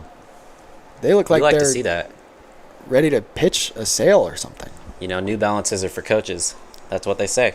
That's what they say. I like the clipboard. That is a classic coach maneuver. But yeah, that's a must score for Trinity. That is a 2-4. 2-4, back on D, feels a lot better than 5-1. Can't emphasize enough how great of a hold on there that is. Some good defense from UTSA right near the end zone, especially on the first or second possession of that. But Trinity manages to hold on, punch it in, some good D, and give some of their starters a chance to hit the bench, get some water, refuel. Because Not Paul Jackson, though. Not Paul Jackson. That dude is an animal. I hate to repeat myself, but this man has not left the field in this game. And frankly, I do not expect him to. He's going to go the whole night. Until Turbulence is back on top, this guy has a motor that you would not believe. Rumor has it he eats 6 bagels before every tournament, Friday and Saturday. I've seen it. Incredible gluttony from our senior captain there. With a great pull to the sideline, it is in, and it is pinned UTSA on the 40. Disc stays there. I'd love to see a tighter mark from Stippy here. Tucci Shot going big. goes up. And it's over the head of the UTSA cutter. That's number 3. Willie Olivares. I believe he's a junior. I recognize him from 2 years ago, I believe. He looks familiar. He looks familiar. It's all right, Willie. It's a windy night. We've got a lumberjack look off the sideline. Will Hamilton going deep. It's not there. Ooh, would love to see them exploit that mark. Ooh. There it is. Pierce McNiven alone in the backfield. Needs some help. PJ slicing Shifty through the move from defender. PJ. That was fun to watch. Disc goes up and high, but Stippy's on it. He's holding it high above his head with that left hand. That's got to be scary to mark. He could break it at any time. Trinity back in their truck vert offense. This offense was inspired by Washington, D.C. truck stop. Really effective at the highest levels, and it's something that Trinity's oh, that's a turn. Ben Andrade going crazy. He's telling his team to get downfield. Oh, what a They're toss. going aggressive, huge blade. What a decision. You know, despite the last 2 turns, I'd like to point out that matchup between, at the front of your screen, Will Hamilton in white and James Lund in black. These two are extreme athletes. I'd love to see the work they're going to put in tonight on defense and on offense. That's a turn for both of them. Trinity picking up again. What's your diagnosis? How do they move it up the field? I think they've had really good flow between the handlers, but they're really struggling to get the cutters involved, and I think part of that is UTSA trying to cut off the under because it's a little bit of a windy night. You may not be able to tell from the stream, but the deep throws are a little difficult, and that's really great at shutting down a guy like Sam Crockett who can go deep, or a guy like Nathan Ashworth. Trinity loving Ops this for the deep lumberjack throw look. regardless. Oh, it's caught! There's no way. Will What Hamilton! a catch from Will Hamilton. Saves it at the last second. Fun fact about Will Hamilton, he is the best fantasy football commissioner I've ever had. The shot is up. Oh, he bids. It's not there. There seems to be a discussion happening between Pierce McNiven and, I believe, Dash or Isaac Booth. I'm going to get that right one of these times. They are talking out whether there was a foul on the play. Unrelated to the foul call, I would just love to once again shout out the effort from Will Hamilton on this point, willing his team to stay alive, working it up the field. So right now we have a discussion between Pierce and his defender. There is some contact being alleged, and I believe it will end in a call contest. So if that's the way it goes, you can expect the disc to return to the thrower, who was not Will Hamilton. Was it Will Hamilton? No, it was Nathan Ashworth with a big backhand around the mark. Will caught it, then set it to Nathan on the home side. As far as what Trinity can do, I do think that, like I said, their handlers are doing a great job with the flow. UTSA has put some heavy defensive pressure. I think Trinity needs to be a little more deliberate with their cuts, but I also think the timing of their cuts is a big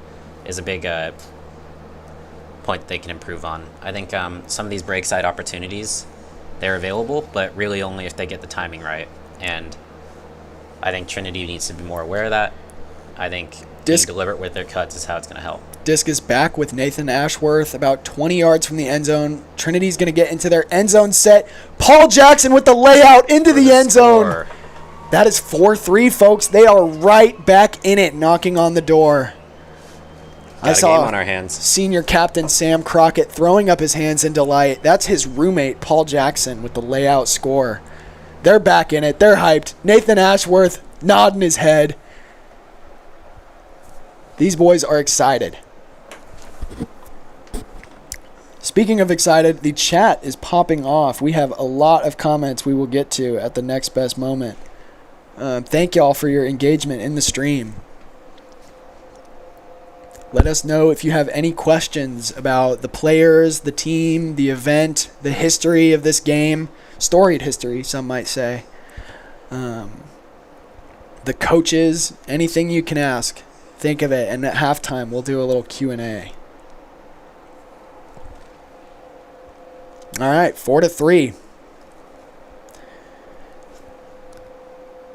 Just to give you a little preview of the history, Trinity University in the past decade was defeated against UTSA, had not lodged a single win in roughly 10 years until about 3 weeks ago on a day in San Marcos. And I heard that you were there, Trevor Skeen. I was. I got to witness the first turbulent victory against UTSA, Siesta, or Velux in past decade.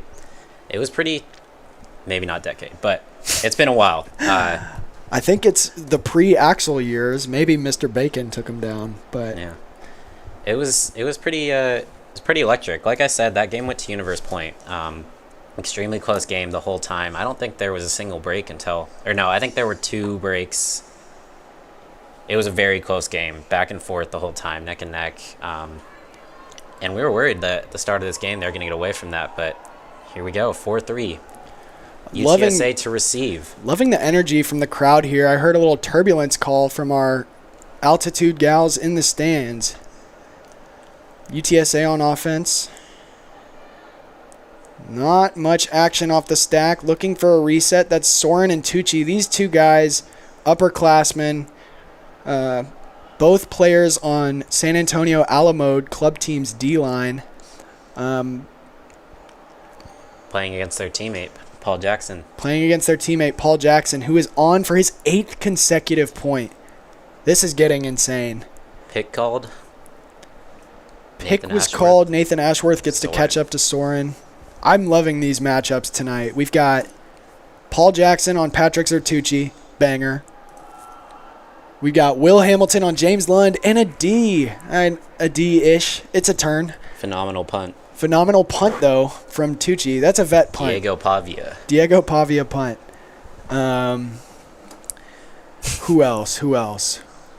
We've got Nathan Ashworth on Soren Watterson. A lot of comparisons between those two players. It looks like we've got Owen Westall on Colby Luong. Another UTSA captain. Is he captain this year? He was last year, right? Former captain. I do not believe anymore. He was disgracefully discharged, is what I've heard. Is that so? No, I'm kidding. Andrew Croft, wide open on the right. Would love to see him throw his hands up and scream for the disc. There is nobody guarding Andrew Croft. He is cut off from Steven Schrock. It's all right. Disc is up, and it's D'd by Soren. You got to be more careful there. UTSA on the goal line. It's a score. Big spike. They're storming the field. 5-3. What a flip in energy. I know Royce and Paul Jackson are really comfortable with one another, but in those end zone sets, when things are tight, those poach Ds are something you have to watch out for when you lob up a large floaty pass. Soren Watterson is like a hawk.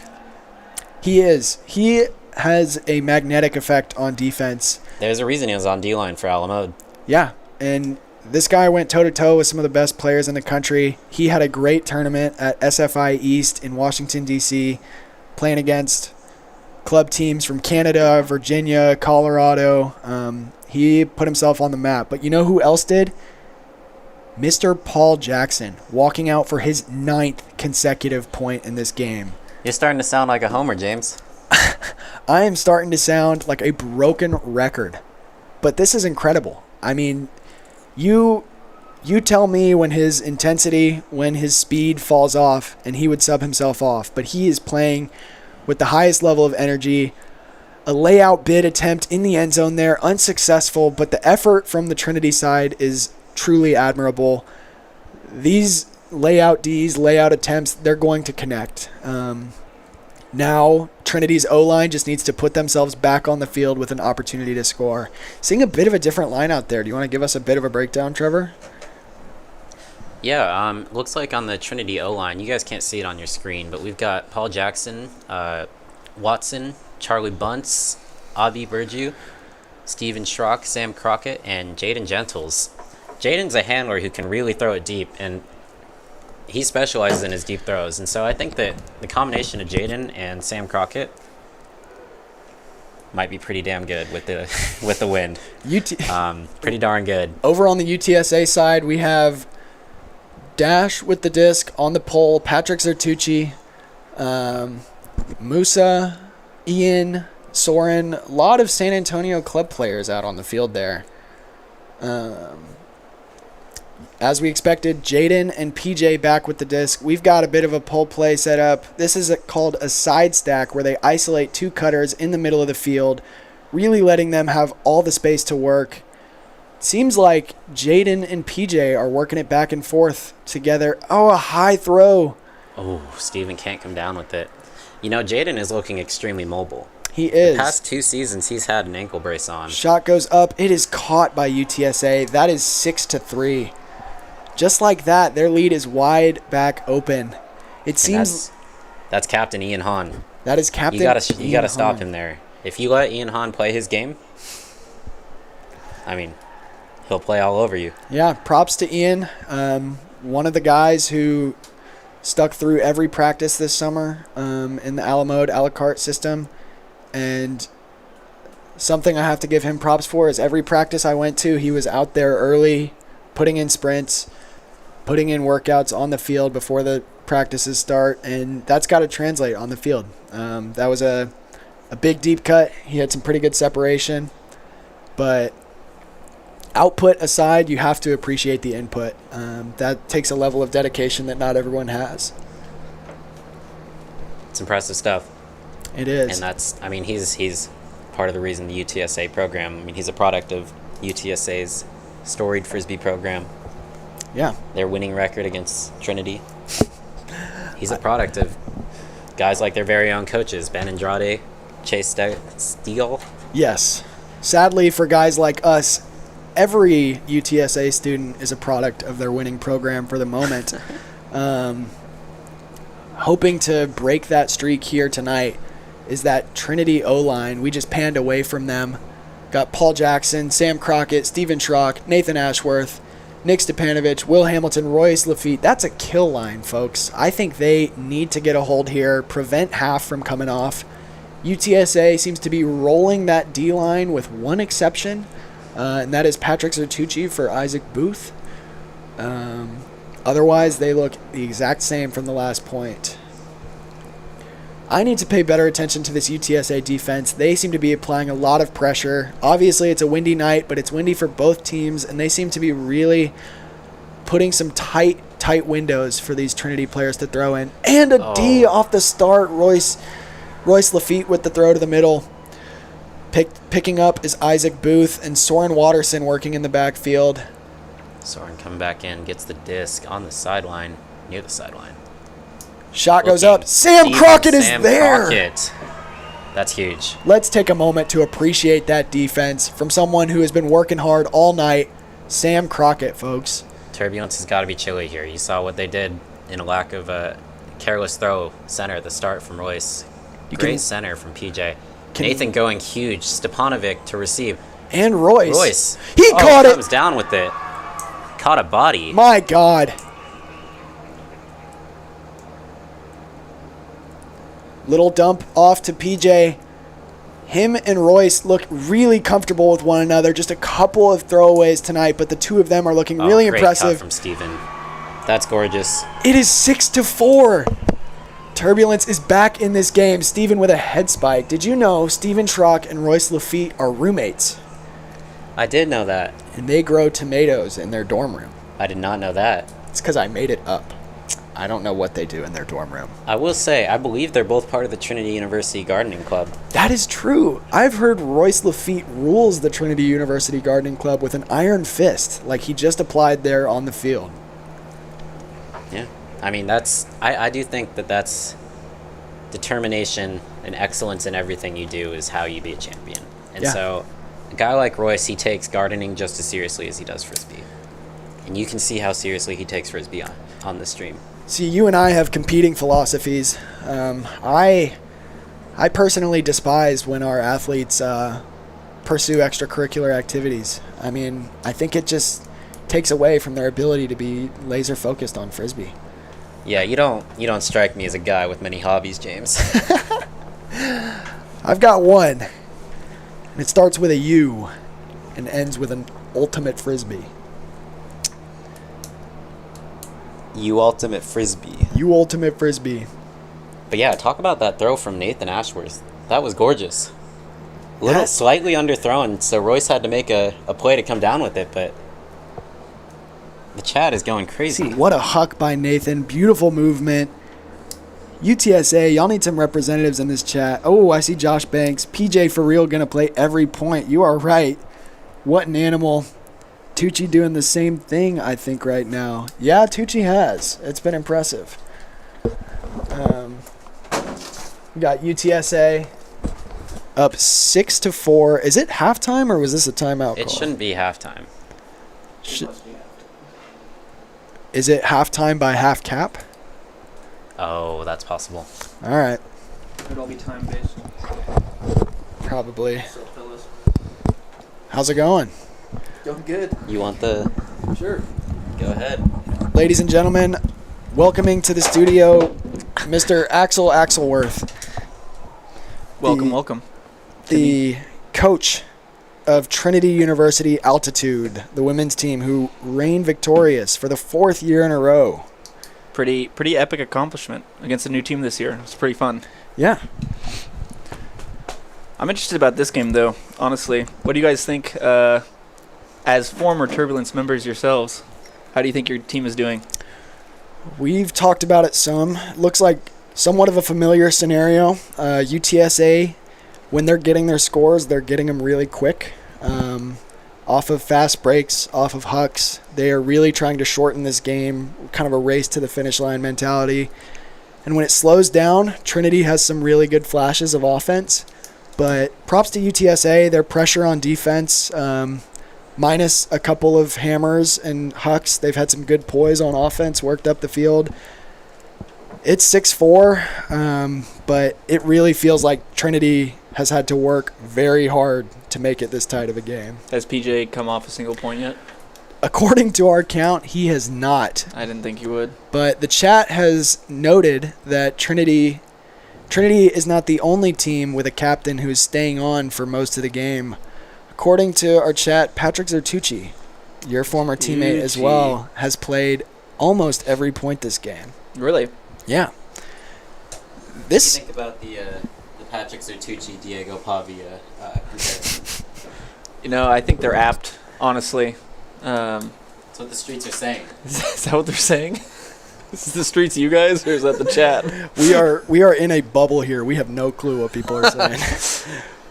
No idea. Yeah, no, I think the game has been really exciting so far. I got to talk to Royce last night, actually, and he said they had this whole strategy worked out for how they were going to play. And honestly, they're kind of pulling it off, but I think they're struggling with. It was a pretty simple strategy, so I think the game as it's evolving has proved more challenging for them. Yeah, I have actually read that strategy document. Did you? Oh, nice. It's really exciting to see the attention to detail they've put into this game. I know that the amount that they care has multiplied each year that we've come up short. Yeah, and I think it's really cute. Royce yesterday was like, we got to win it for, like James and everyone who came before us. He literally was like, we got to win it for everyone who hasn't won on this field yet. So I hope they can bring it back. I will be biased. I know you guys said you wouldn't be biased, but I Can y'all hear us out there? I heard you guys earlier when I was on my phone. I actually was checking out the stream, so I heard you guys like towards the beginning of the game. But nice. I can hear you a little bit. It's pretty quiet. Yeah, it's still kind of janky. I know Allison and Shreds were kind of cutting out Yeah. while we were, so I'm sure it's somewhat similar. Sorry, folks, we have no control over that. But yeah, I think Trinity has a simple plan, and it seems to be that when they settle in, they're executing. But this wind is popping up a lot of their throws. Something about the Trinity football stadium is it kind of functions as a vacuum. Mm-hmm. Oftentimes, there is not a lot of wind, anywhere from 0 to 5 miles per hour. And if you look out at the football field on the goalpost right now, the flags are flapping. And this is a rare night on the Tiger football field where these Trinity Turbulence players practice. And so a lot of these throws that I think they're super comfortable with generally are really kind of floating out there for some UTSA Ds. And props to them for getting out there, getting on the ground, making these Ds. Yeah, I think it started during the women's game, but the wind has picked up steadily kind of all evening, and yeah, it's a pretty good headwind going left to right now, which I think is a good challenge for both teams. I think these are some pretty young, in general, college rosters, and I think that's kind of going to be the challenge for both teams. Even though both teams have pretty experienced players for the college division, I think going upwind will really test the separate the good teams from the mediocre. So I'm excited to see. I don't know, have you guys talked at all about the personnel on UTSA? We have tried and failed. Our sincerest apologies, but it's kind of hard to play the numbers game. Yeah. Something that I've wanted to note and haven't really had the chance to do is we've talked a lot about these top-level players. Paul Jackson, Patrick Zertucci, you are tired of me saying those names. I think a lot of this game is going to come down to the rest of the guys on the roster, on the field, who are making it work with them. Frisbee's a 7-man game, and you are only as good as your 7th best guy on the field. Yeah, and so I'm hoping they can get Trinity. I'm hoping Trinity can get Will a little more involved. I've been really impressed with how Will plays defense, and so maybe it's just his guy is never open. But I've seen Will make some. I mean, you guys have too, obviously, some crazy plays. So Yeah, I'd love to see one of those come out from Will this evening. he had a great catch on that huck earlier, and I know he's been taking the James Lund matchup, another exciting young player from UTSA. I believe he played with Riverside up in Austin, Yep. my hometown. We'll see. That matchup may spark up here again, and it does. Trinity's being very disciplined with their matchups. We have got Royce and Stippy in the handler set. I know that's what they want. Ooh, tight window.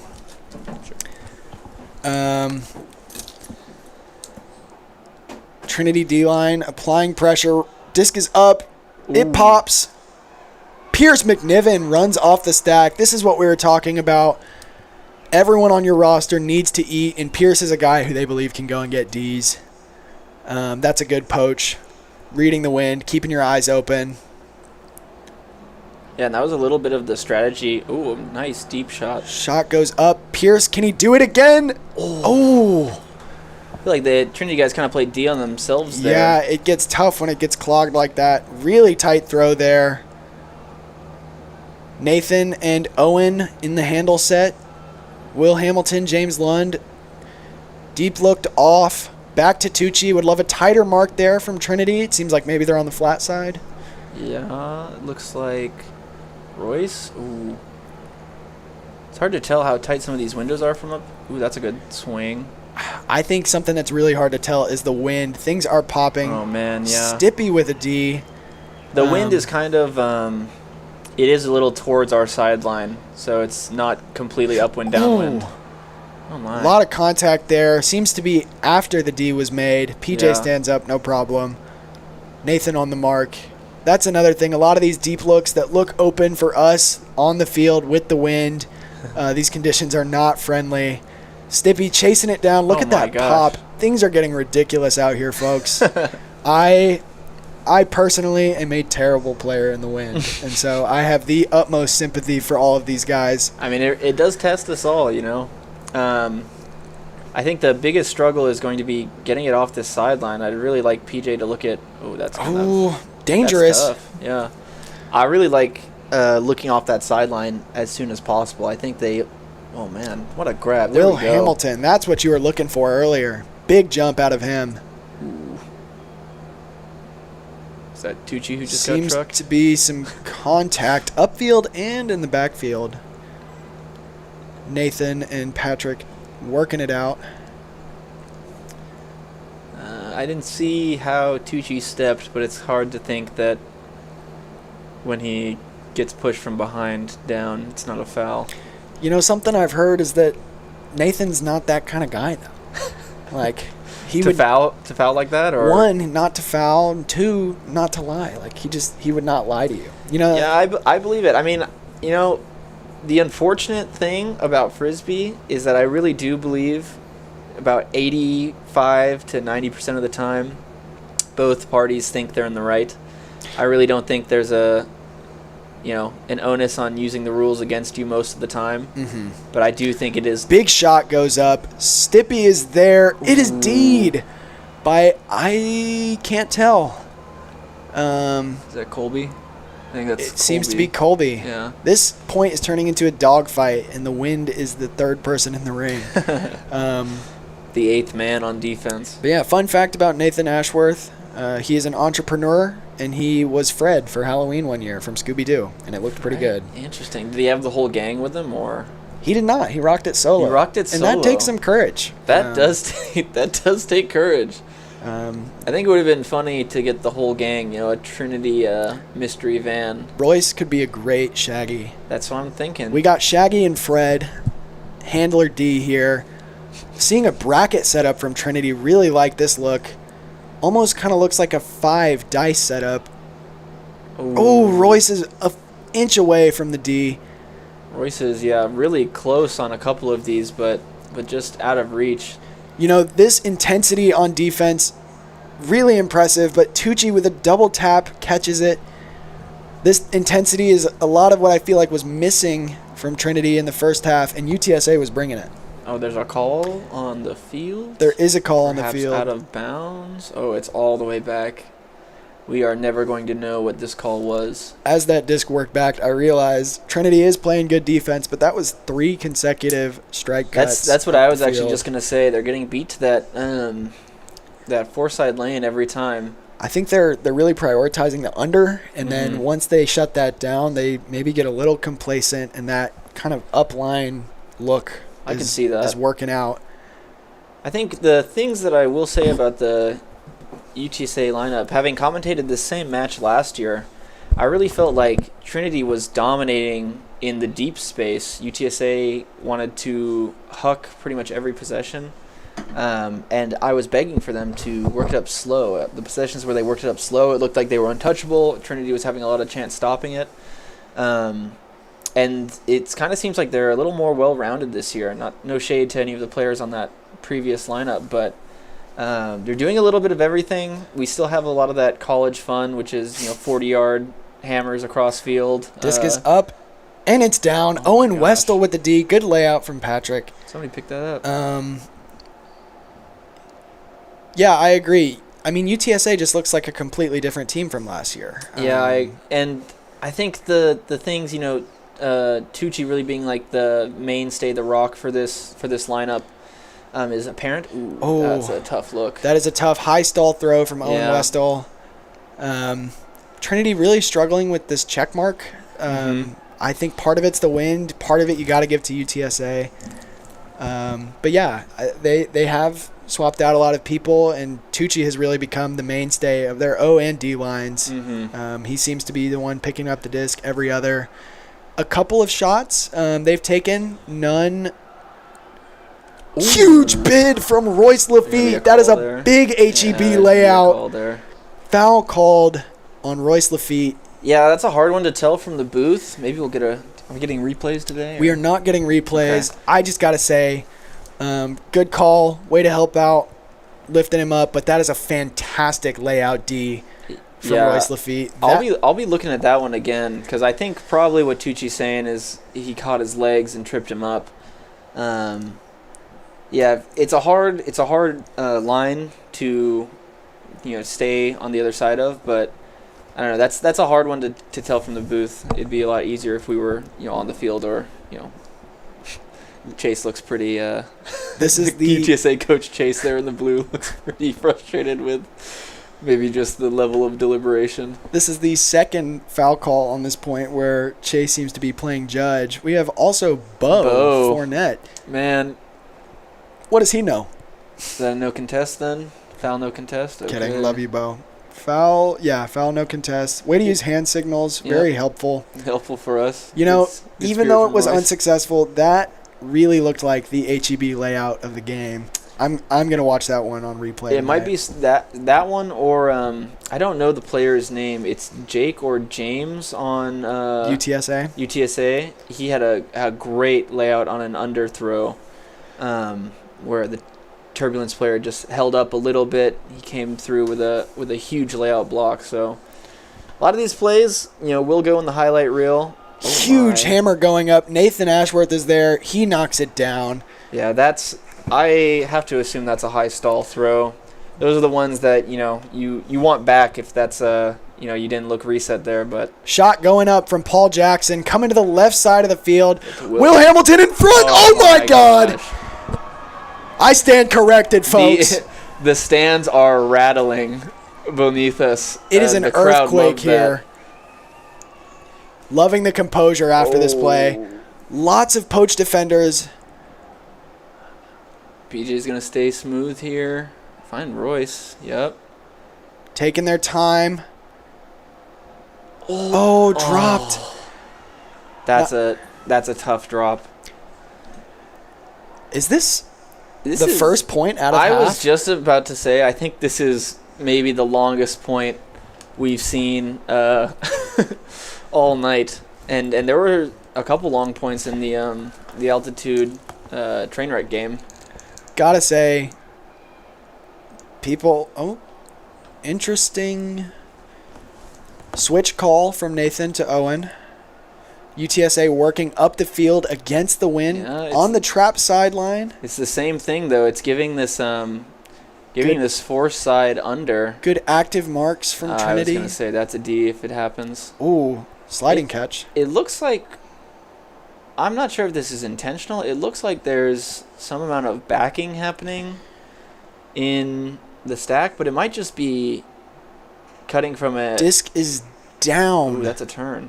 Yeah, I'm seeing a bit of a sag look in the handler set as well, where that reset handler defender poaches off into the lane, kind of giving their defenders a break. And I will say it was, oh my gosh. Huge lefty. Pierce comes down with it. And I will say it was off screen there. Ooh. Oh my gosh, nice grab. But I do respect every single turn. There is a Trinity player running deep. That time it was Stippy. Still kind of lurking as the last back. Something else I'm liking too is struggling with the wind.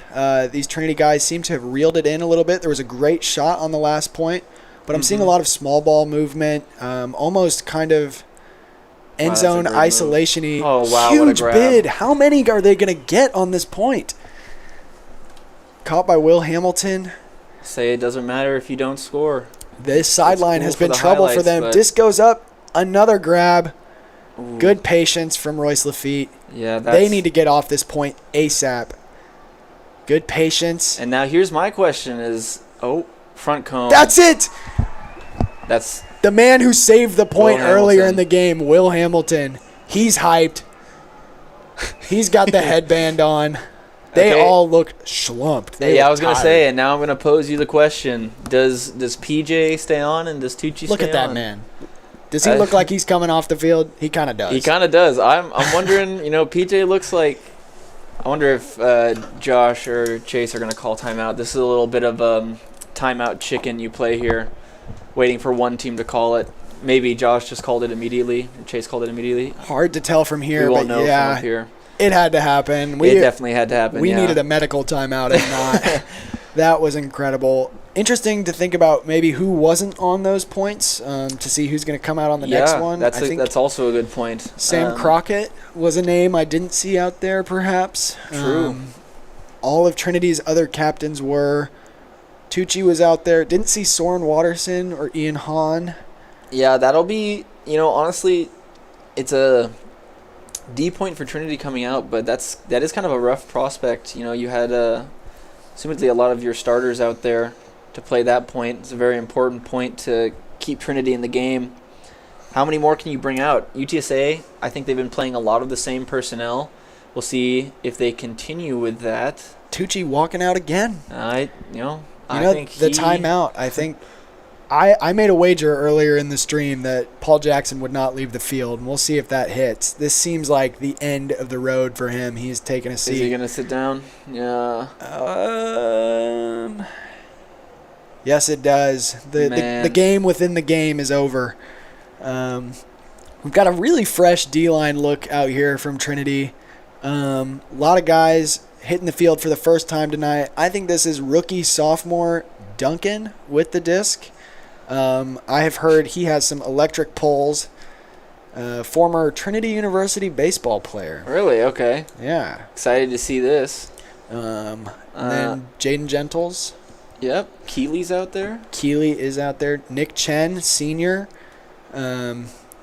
He wrote his name in history on this game with a crazy catch in the stack his freshman year. We got Watson Ash Swab, huge San Antonio Spur player, Mamu fan. Okay. Next to him, Andrew Croft, sophomore. One of the greatest all-time GroupMe messengers I've ever been privileged to be in a GroupMe with. It's important. It's important to have this lore down, This guy's electric. They farm likes out there. And then Love that. Mr. Cool himself, Steven Schrock. What more can I say? I had a wonderful meal with him at Jersey Mike's Subs about a year ago. Really changed my view on the world. Wow. That's deep. And see, these are the things you miss when you don't play Frisbee in college. Yeah. Just a certain level of camaraderie, and you just know so much more about these players than you can even describe to the viewer. We got Coach walking off the field. I was gonna say, Joshua Gammon. Josh and Chase mirroring each other, walking off opposite sides of the field. They are friendly most days. I'm guessing today there was some banter exchanged, and it's all business. For those of you who are paying attention, those two were our commentators last year, have made the step up to coach these two respective rosters. I didn't even put that together. They faced off in the 2023 Showdown match. Yep. A lot of great plays from both of them in that. Chase lit us up with the deeps. Josh stamped his name in history with his Ds and his intensity. Both of those guys sticking around to play some club level frisbee in San Antonio and coach their college teams. You love to see it. Love the community. And to give Chase his flowers, I'm really hoping he sticks with coaching this team. I think especially with players like Ian and players like Isaac and Dash, some younger talent coming up. I think there's a lot of development for these already pretty solid players. And especially, Isaac kind of with the disc now resetting to Tucci. Oh, and there, the man himself, that's Dash. Quick score from UTSA. That makes it 7-5. Earlier in the game, I was saying that time was working in Trinity's behalf, like these breaks in the game, these pauses. That effect starts to slow down as we get closer and closer to the end. They need to get back in this game. Mm-hmm. Not sure exactly where our clock is at. I don't know either. It's when did we take half? Do you remember? Was it 35? I don't recall. Time has been a factor in previous matches with games being called before hitting 13, which is our score cap for the day. I know that was the case with the women's game. Yep. And with the wind, that seems to be a real slowing factor for both of these games. We really are, getting the short end of the stick here, getting shortchanged on some excellent frisbee, some really enjoyable frisbee. I think I was talking to Royce yesterday, and I was saying, you really shouldn't play this game like there's a lot of pressure. All the stakes are only the stakes that you guys put on yourself. This is such a cool event. It's something that I wish I had when I went to Trinity. This would be such a fun. Me and Sky were just talking about that in the stands. Such a fun thing. If when he went to UTSA and I went to Trinity, we could have done something like this. Oh yeah. But to play in lights like this in your stadium, something that's live streamed to tons of people. Your friends and family. This is something that we still will probably only experience once a year for this matchup. So, trying to tell Royce to really just have a good time and play. But competitive guy. He's focused solely on the win, and I think most of the players down there are the same. It's truly a great event. You mentioned the stream. Can you guess how many people we have tuned into the stream right now? Tuned into the stream. Because you said that, I'm going to assume it's a larger number than I thought. I think last year we had in the 30s, maybe 40s. What are we at now? We are at 55 people in the stream. 55. I think I saw 64 earlier. Oh my gosh. I could be lying. But yeah, I agree with you. This is a great event, and it really is beautiful that we're able to use these fields, come and celebrate these players, and put a spotlight on a sport that usually happens kind of tucked away on some soccer fields on the weekend, putting them under the lights on a Friday night. What more can you ask? It's Texas, Friday Night Lights, Friday Night Frisbee. Yeah, both guys going deep there. Okay. Disc up to Good Steven. Decision. And also this I've always been invested obviously in this matchup. Oh, that's so tough. Oh, I've obviously always been invested bid in this matchup as an alumni, but being even more so invested this year, having some of my club teammates on both teams, and some younger rising stars in San Antonio that I've seen playing for a while now. It's a really enjoyable mix of talents, and boy, that makes it more fun. Having those teammates out there. I agree. It is something you want. You want those guys, Royce, the captains, UTSA, to go out there and have fun. I can tell you right now, that's really hard to do in practice. Yeah. This is the last event. That's a turn. Big turn for Trinity. UTSA was working at upwind. But this is the last game of the season before the spring starts for Trinity and UTSA. Both of these guys want to go into the spring, into the regular season with a good win on their schedule. And this is a tight game, 7-5. It really is great that they're able to match up, but I think those nerves are something that's really tough to flush. And yeah, I've spoken with some of the players about it. I can admit I had extreme difficulty with that, and I think it showed on the field when I would play. But usually a couple points into the game, those nerves begin to settle. Oh, almost a grab from Nathan Ashworth. A bit of a little point emote from Musa. Musa. He's hyped. Almost didn't deal. Yeah, almost tapped it back, but almost garbage collected by Nathan Ashworth. Gotta respect the emote. Oh, that's a great inside. That is, I think, to Soren Watterson. Trinity defense, where are we? UTSA's working up the field. Musa puts that up. It's down. Steven Schrock with the defense. He's having a sneaky good game tonight. Oh my, what a hit. Obviously nothing intentional, but you hate to see the contact. Looks like everyone's all right. Yeah, I missed that, I'll be honest. I was looking at Royce. I was going to scream at Royce to keep running deep. I find myself looking at Royce often as well. Steven Schrock started the game. Oh, almost a Callahan. Oh, and a turn. That is tough. Steven Schrock started the game. 2 drops off the fingers on a huck and a layout, but I think he's really settled in. Looking good on defense and on offense. Yeah, I will say, too, this is a pretty killer UTSA line. Oh. It's caught and spiked. Oh, man. That is 8-5 UTSA turbulence. Bo, get out of there. Is that? I don't know.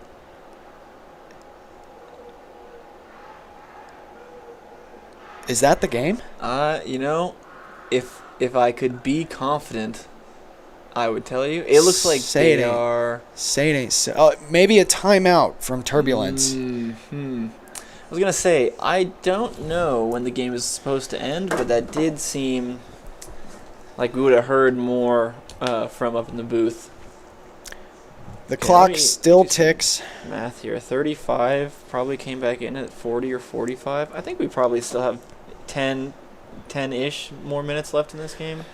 Don't quote me on that. I'm doing math on stream. You hate to say it, but a familiar position. The clock is running against turbulence. A timeout is helpful to stop the bleeding, but you've got to get points on the board in this half. Started with a break on a 10-minute point, and have not punched it in since. That's 2 consecutive points out of UTSA, making us an 8-5 ball game with the clock winding down. Yeah, and you start to feel for, me personally, I start to feel for some of these players on Trinity who have been playing, PJ and Royce, to name a couple, but who just familiar faces you've seen out there every single point, and to go out there and play these long points and then get scored on, it takes a lot to go back out there and keep fighting when you're tired and when your mental is a little shot. Seeing a bit of a face-off between Ben Andrade and some of the Turbulence players, making it rain on him. They're settling into their huddles. It's a real clown show during these timeouts. UTSA with a full team huddle. Trinity with just their line out there. Looks like an O-line. My friendly advice would be to make these timeouts quick if you are Trinity, because that clock is working against you. Seem to be making their way out to the line. Splitting the sideline. It's number 17 and Nick Chen, who is not wearing a number, to my chagrin. You think Sam is injured? I feel like Sam has not played. You were right. I know he was looking to play a lot tonight. He has not subbed off the field with an injury, to my knowledge. But I know he has dealt with certain issues in the past. Hopefully nothing super serious. Yeah, I would hope not. Seems like he's drinking water, getting right. But yeah, Trinity splitting sidelines. I know a lot of these guys on both teams, some of the younger dudes, some of our rookies, aren't getting some of the opportunities that they have in the past to get out on the field. But you got to be excited that it's a close game. You're wheeling those starters out, and those guys will get their shots. Yeah, I was just gonna say I'm looking at the Trinity line. I agree with you. It looks like a pretty strong O line. I think we're getting to the point where, if you really want to win this game, you're gonna have to put kill line after kill line after kill line out there. It seems like kill might be kind of losing its legs after Mhm. all these points. I mean, a kill O line, you would expect Royce Lafitte out there. You would expect Sam Crockett out there. I see Steven. He's a staple O guy. But as I was saying, a lot of those freshmen who feel like maybe this year they're missing out on opportunities, that changes. Out on the field right now, number 3 on the line for Trinity is Charlie Bunce. This guy is a sophomore. He's a grinder. He's a film watcher. A lot of these guys on Trinity just have a real love for the game, and it's fun to watch them grow from players who get to cheer on their teammates as freshmen to people who are in the game when the game's on the line, 8-5. Tucci with a pull. Yeah, and I think it's oh man, nice grab. That looks PJ good. is not scared to catch these pulls. Never lost. I used to make him do it every time because I was scared. Steven, Nathan, and PJ back. It's a dominator set, and Tucci has locked onto this quickly. I hope Trinity can pull a player down. They need to bust out of this ASAP. Is Gentles? No. Gentles is back. Good finds. Jaden, a junior handler. Really good deep threat last year, but impressed by his mobility tonight and his comfort moving in these small spaces. Good find. Oh. Charlie Bunce just under it. That's all right. Good effort. Yeah, that's frustrating. I was just about to say, when I saw PJ wind up downfield, he found the open man. If you saw, there were more UTSA guys on your screen than Trinity guys. Basically, one of the UTSA defenders left their guy to come and help play kind of a poachy, zonier look. If only someone had told Turbulence to do that in 2023, the record in this matchup might be different. Oh my gosh. 0-3 in favor of UTSA. We're bringing up the histories. We are bringing up the histories. We've had some mild chat tonight, but we've had 3 losses here for the home team. Looking to break the streak tonight. We've got a vert stack with Nathan Ashworth and Paul Jackson back in the set. Still moving at top speed. That gets is a the good disc. throw. Who's open? Owen Westall takes a look deep. It's not there. Nathan and PJ just cooking up this flat side. Charlie Bunce with the grab. What did I say? Grab. A head spike from spike. Celebrate that, young man. Oh my. You gotta hope that that's a moment he won't forget too. These are, again, even though it's humongous. It's spike. not a game that means anything except for pride. There's a lot of pride on the line. You gotta hope that feeling is gonna at least stick with the team for a while. I agree. It doesn't mean a lot for the sake of the season, but I mean you're right. It means so much for the momentum of these teams, for their heart. I know UTSA is working to settle themselves in Division I, and Trinity is working to push their way up to that second tier of Division III teams. And coming into the spring season on a high, winning a game that matters a lot to your reputation, to your tradition. That's why you see these guys coming out, point in, point out. PJ back on the field, Nathan Ashworth back on the field, Stippy back on the field, all of their captains out there. Sam Crockett, who seems to have taken a few points off, back out there. When the game is on the line, you know who it's got to be. I was gonna say, is it 6? I'm seeing the scoreboard get changed down there, but it is 8-6, right? and Yeah, I would like to formally apologize one more time for being a horribly biased announcer. I know a couple of guys on UTSA, played with them over the summer. Lovely bunch of folks, but I cannot betray where my heart lies, and that's with the boys in white who are trying to mount a comeback. Yeah, here you know at the end. tried to get UTSA commentators. This wasn't a We begged. Yeah, this wasn't a nepotism thing, but we're all you got. So Yeah, stuck with Trinity. let's see if PJ can give us a good pull. That looks pretty decent. It's floating. That's Will gonna it stay in? inbounds? It does, right on the corner. Trinity needs some really fortunate. UTSA defense matching right with a here. dominator set of their own. Somebody make that choice. Somebody drop back. Sam, I see you want to do it. Drop back there. Come on, Royce. Ooh, that's a lot of pressure. It's down. Ooh. The disc is down. Oh, some An injury. unintentional contact on the field. I think that's Colby. Yeah, it's Colby and Isaac. Both teams have to be showing kill lines here. 8-6. So you hate to see a player go down. But he is up. No injury called. Yeah. Trinity gets a chance to set up their stack and bring this game within one. And Shot I goes like up. that. You know it's Keep running, coming. Sam, keep running. Bang! And Wimby. Look at the crowd. They are hype. Trinity is rushing the field. Sam is rushing the field. Where's he going?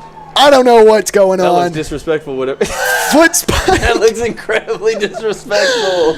Oh my God. Sam Crockett, one of the greatest deep threats in Trinity Turbulence history, reels it in. Massive foot spike right in the face of former UTSA captain Chase Stiegel. This is primetime television, folks. Does not get any better than this. To be honest, it's good for the fanfare. I don't love it, but it's good for the fanfare. I just hope, I hope they can back that up. At least he's talking his mess while the game is close. Yes. Sam was on San Antonio's B team, club team over the summer, a la carte, working on development in practice squad. And he just ran up to Chase Stiegel and spiked it right in his face, off his foot. That takes some cojones, and he brought him. Yeah, if for all those watching who don't follow San Antonio Frisbee very closely, I would call that Chase's signature celebration is the foot spike, kind of exactly what Sam Trinity just did right in his face. Trinity with a kill D out there. Once again, speaking of familiar positions, this is the third time that Trinity has knocked on the door with a second half comeback as the clock winds down. They need a break here against the wind to get this game back even. How do they get it? Well, it's going to start with D. I know that sounds pretty obvious, but it's all going to start with a block here. You really need to force some tight throws. I think that's okay. You really need to put some pressure on these unders. You need to make the handlers play together. Inbounds, barely. You need to trap on this sideline. Trinity probably. started with a sag. Yep. Looking more... Ooh. Oh, That's a great cut by Isaac. that is a great cut. No, an open front cone. Oh, lost him.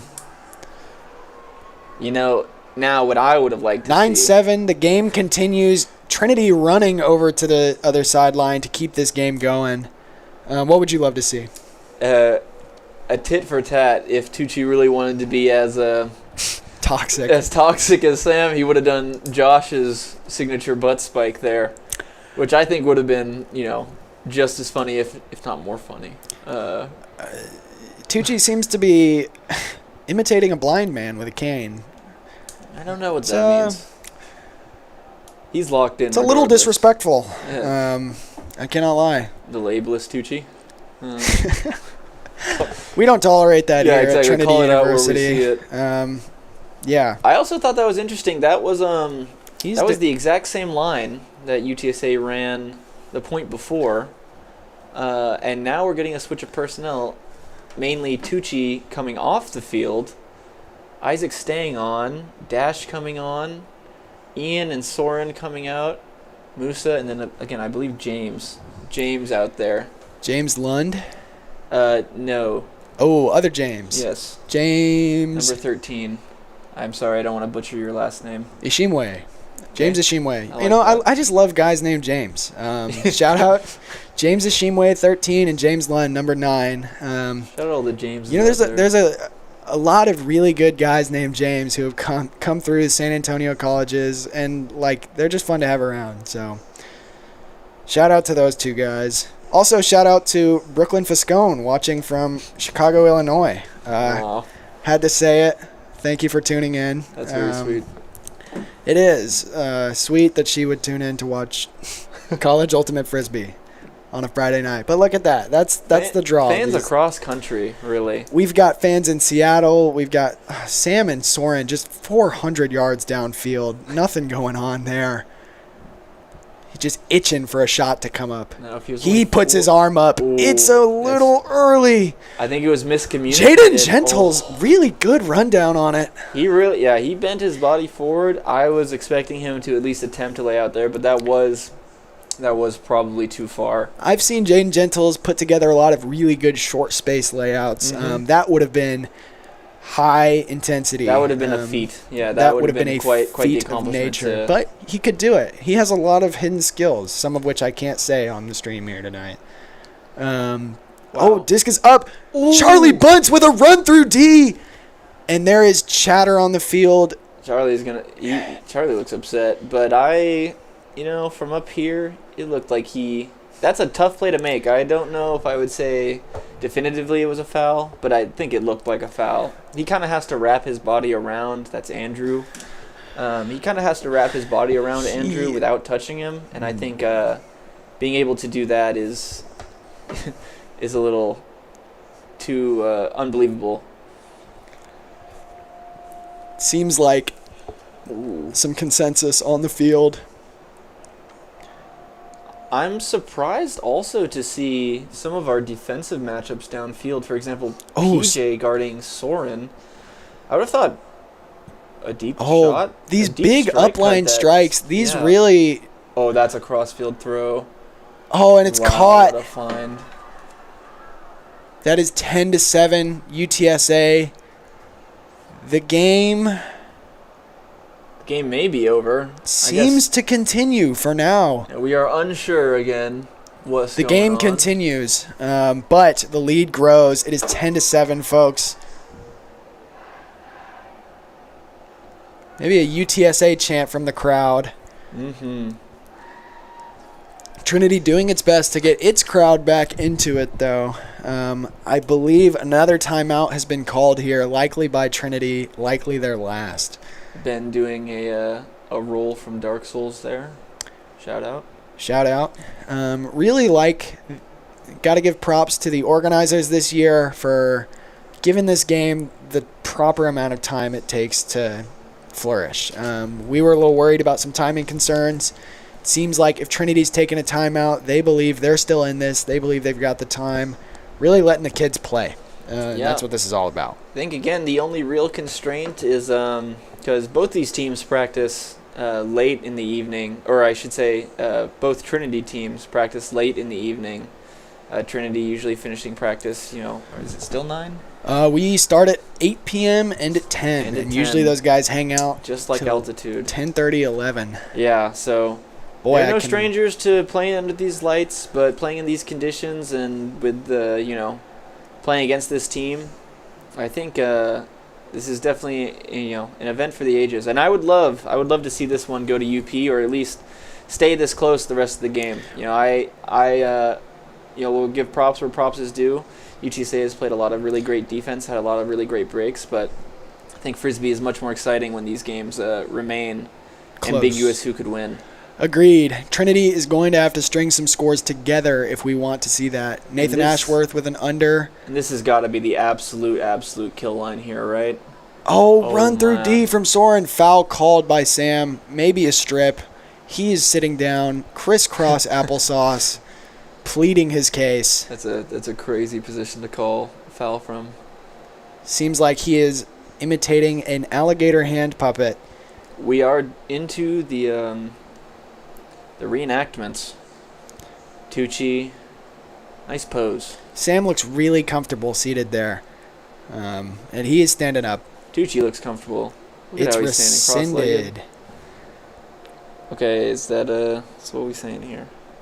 It seems the hand like signals have ceased. I see Tucci talking to Jadrin. puts disc on the ground. It is. Oh, it's a turn. It is a turn. Not good for those with comeback hopes. We've got Sam and Watson in the backspace. Watson, a junior, also a roommate of Steven and Royce.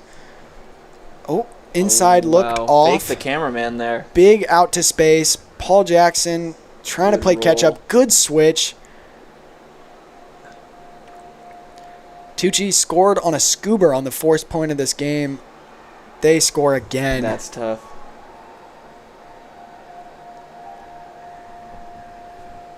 That is 11-7 UTSA.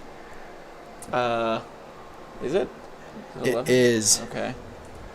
And that kind of feels like that feels like a dagger. It seems like Trinity is indicating that the game will continue. Are they lining up? Doesn't seem like it. It looks. I'm confused. I'm gonna say we have confused bonus as well. frisbee. I'm calling it bonus frisbee now. It's 11-7. Usually the end of a game is indicated by a high five line, which we are not seeing for the moment. So perhaps there is more frisbee to be played. But, I mean, barring an incredible feat from these Turbulence players, it is going to take a miracle to get back in this game. You can see it on their faces. Sam, visibly frustrated. I think PJ, visibly frustrated. I hope the captains can keep their heads in this game and keep motivating their team to play harder and at least give good showing until the end. But it does. That will be PJ walking off the field. PJ, Sam, Nathan, Stippy, Royce, Will Hamilton, Steven, all of these starters put in a great effort tonight. And now is a moment for the younger guys. Yep. This does seem to be the white flag a little bit, but again, this is great experience for these rising juniors, these sophomores who again love the sport but don't have the practice yet to really bring this to play the level they want to play. But it's stuff like this that'll get you there. Moments like this where you get to show up. See Jaden kind of taking a little command of the line, calling his shot as he sees it for his offense. And we spoke about this earlier, but I mean, as much pressure as there is on this game, you got to go out there, play with your friends, and have fun. I see that trio of Owen, Andrew, and Charlie standing out on the line. I know those guys stay up late at night thinking, talking about Frisbee, throwing, having fun out on this field. And here's a little time for them to shine. All the minis they play together, here's where it pays in. And you're honestly, this is going to be a little bit of fun. You see on the opposite end, Siesta has done the same, and I'll apologize in advance. Some great camera work here. Yeah, I'll apologize in advance. I don't know the Siesta players, their new young blood, as much as I do the Trinity mega offsides. That's okay. as I do the Trinity guys, but Jaden Gentles. This looks like this looks like what the Showdown could be either in 1 year or even 2 years. Pull play off the start. Ooh. Shot goes up to Owen Westall. The kid from LaGrange reels it in. One throw score. What more can you ask for on a Friday night? Talk about rising to the moment. He's pumped. These guys are alive. 8-11. For the sophomore. Hey. Okay. For these sophomores, this is not their last college showdown. It's great to see, and that will be the end of the game as they're both teams are forming their lines. This will not be their last college showdown, so respect to them for coming out here and still giving it their all. That man right there, PJ, retiring the jersey after this year. Stippy, Nathan, Sam, and it's got to be painful. They wanted it, but at the end of the day, hard-earned. And honestly, just a great game by UTSA. I think both teams will have things to clean up, plays they want back, a couple hammers, a couple deep shots dropped. I know a thing or two about a hammer you want to pull back. Yeah, that's my commentary from last year, honestly. But I think at the end of the day, this was a great game from both teams. And happy to see both teams come out here and be able to make this happen 4 years in a row now. Yeah, really proud of the improvement on both sides. I mean, you look at the quality of play back in 2022 until now. It just seems like each year both teams are taking steps in the right direction so far as culture and so far as game plans. I mean, we saw a lot of sophisticated strategies out on the field tonight.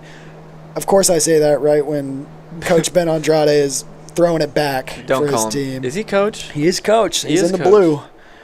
blue. But yeah, I mean, like a lot of side stack looks, truck vert, dominator sets, sags, switches on defense. Really impressed by the defense tonight from both sides. UTSA playing super tight downfield. Trinity with some crazy bids to try and put themselves back into it. I mean, this game was nothing short of intriguing. Lots of great plays from both teams and lots of great play. I would love to see a NBA level of highlights reel just for this game alone. I think you have enough plays, especially enough defensive and offensive layouts to string together a little bit of a highlight cam. I think the other thing just that's so wonderful about this bout and this rivalry and the fact that you can tell the players really care about the outcome of this game particularly is that San Antonio, not necessarily a city known for its ultimate. No college here certainly is known for its ultimate.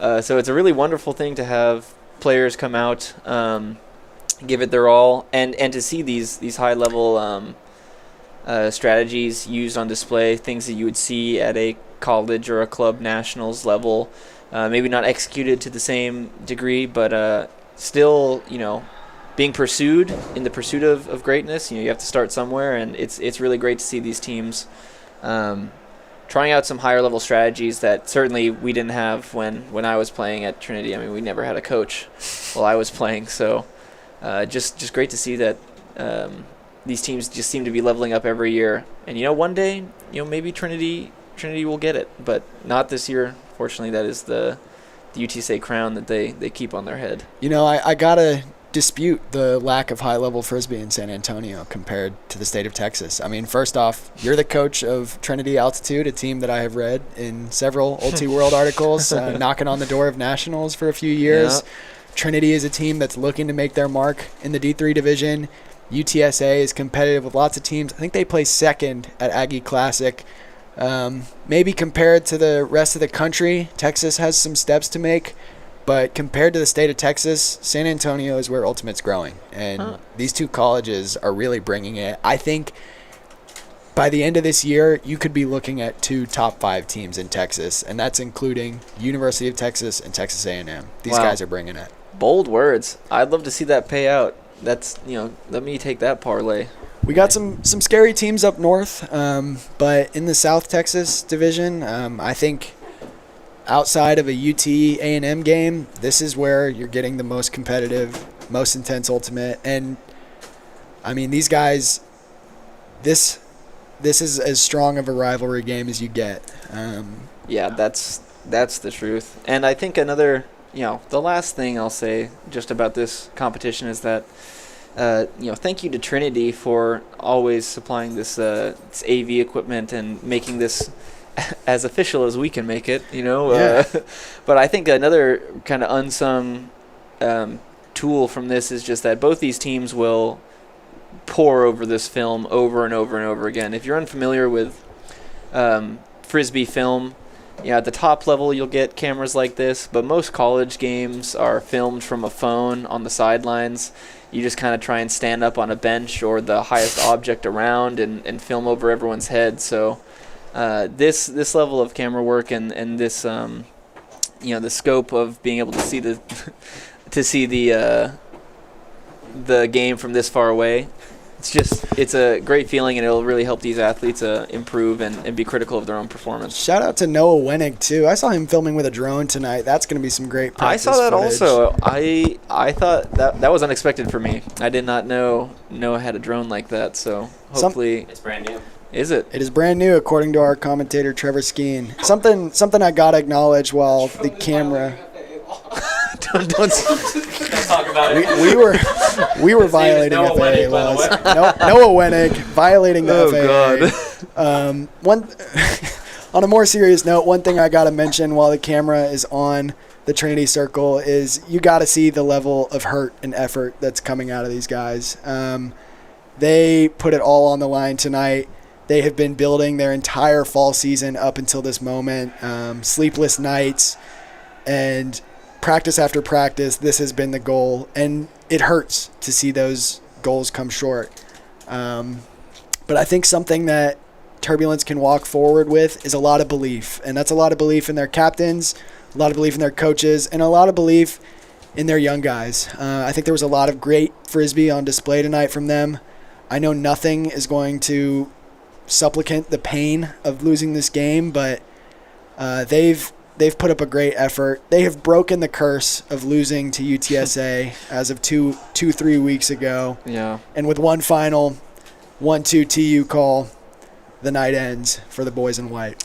Well, I guess we should wrap this up also. We probably should. Yeah.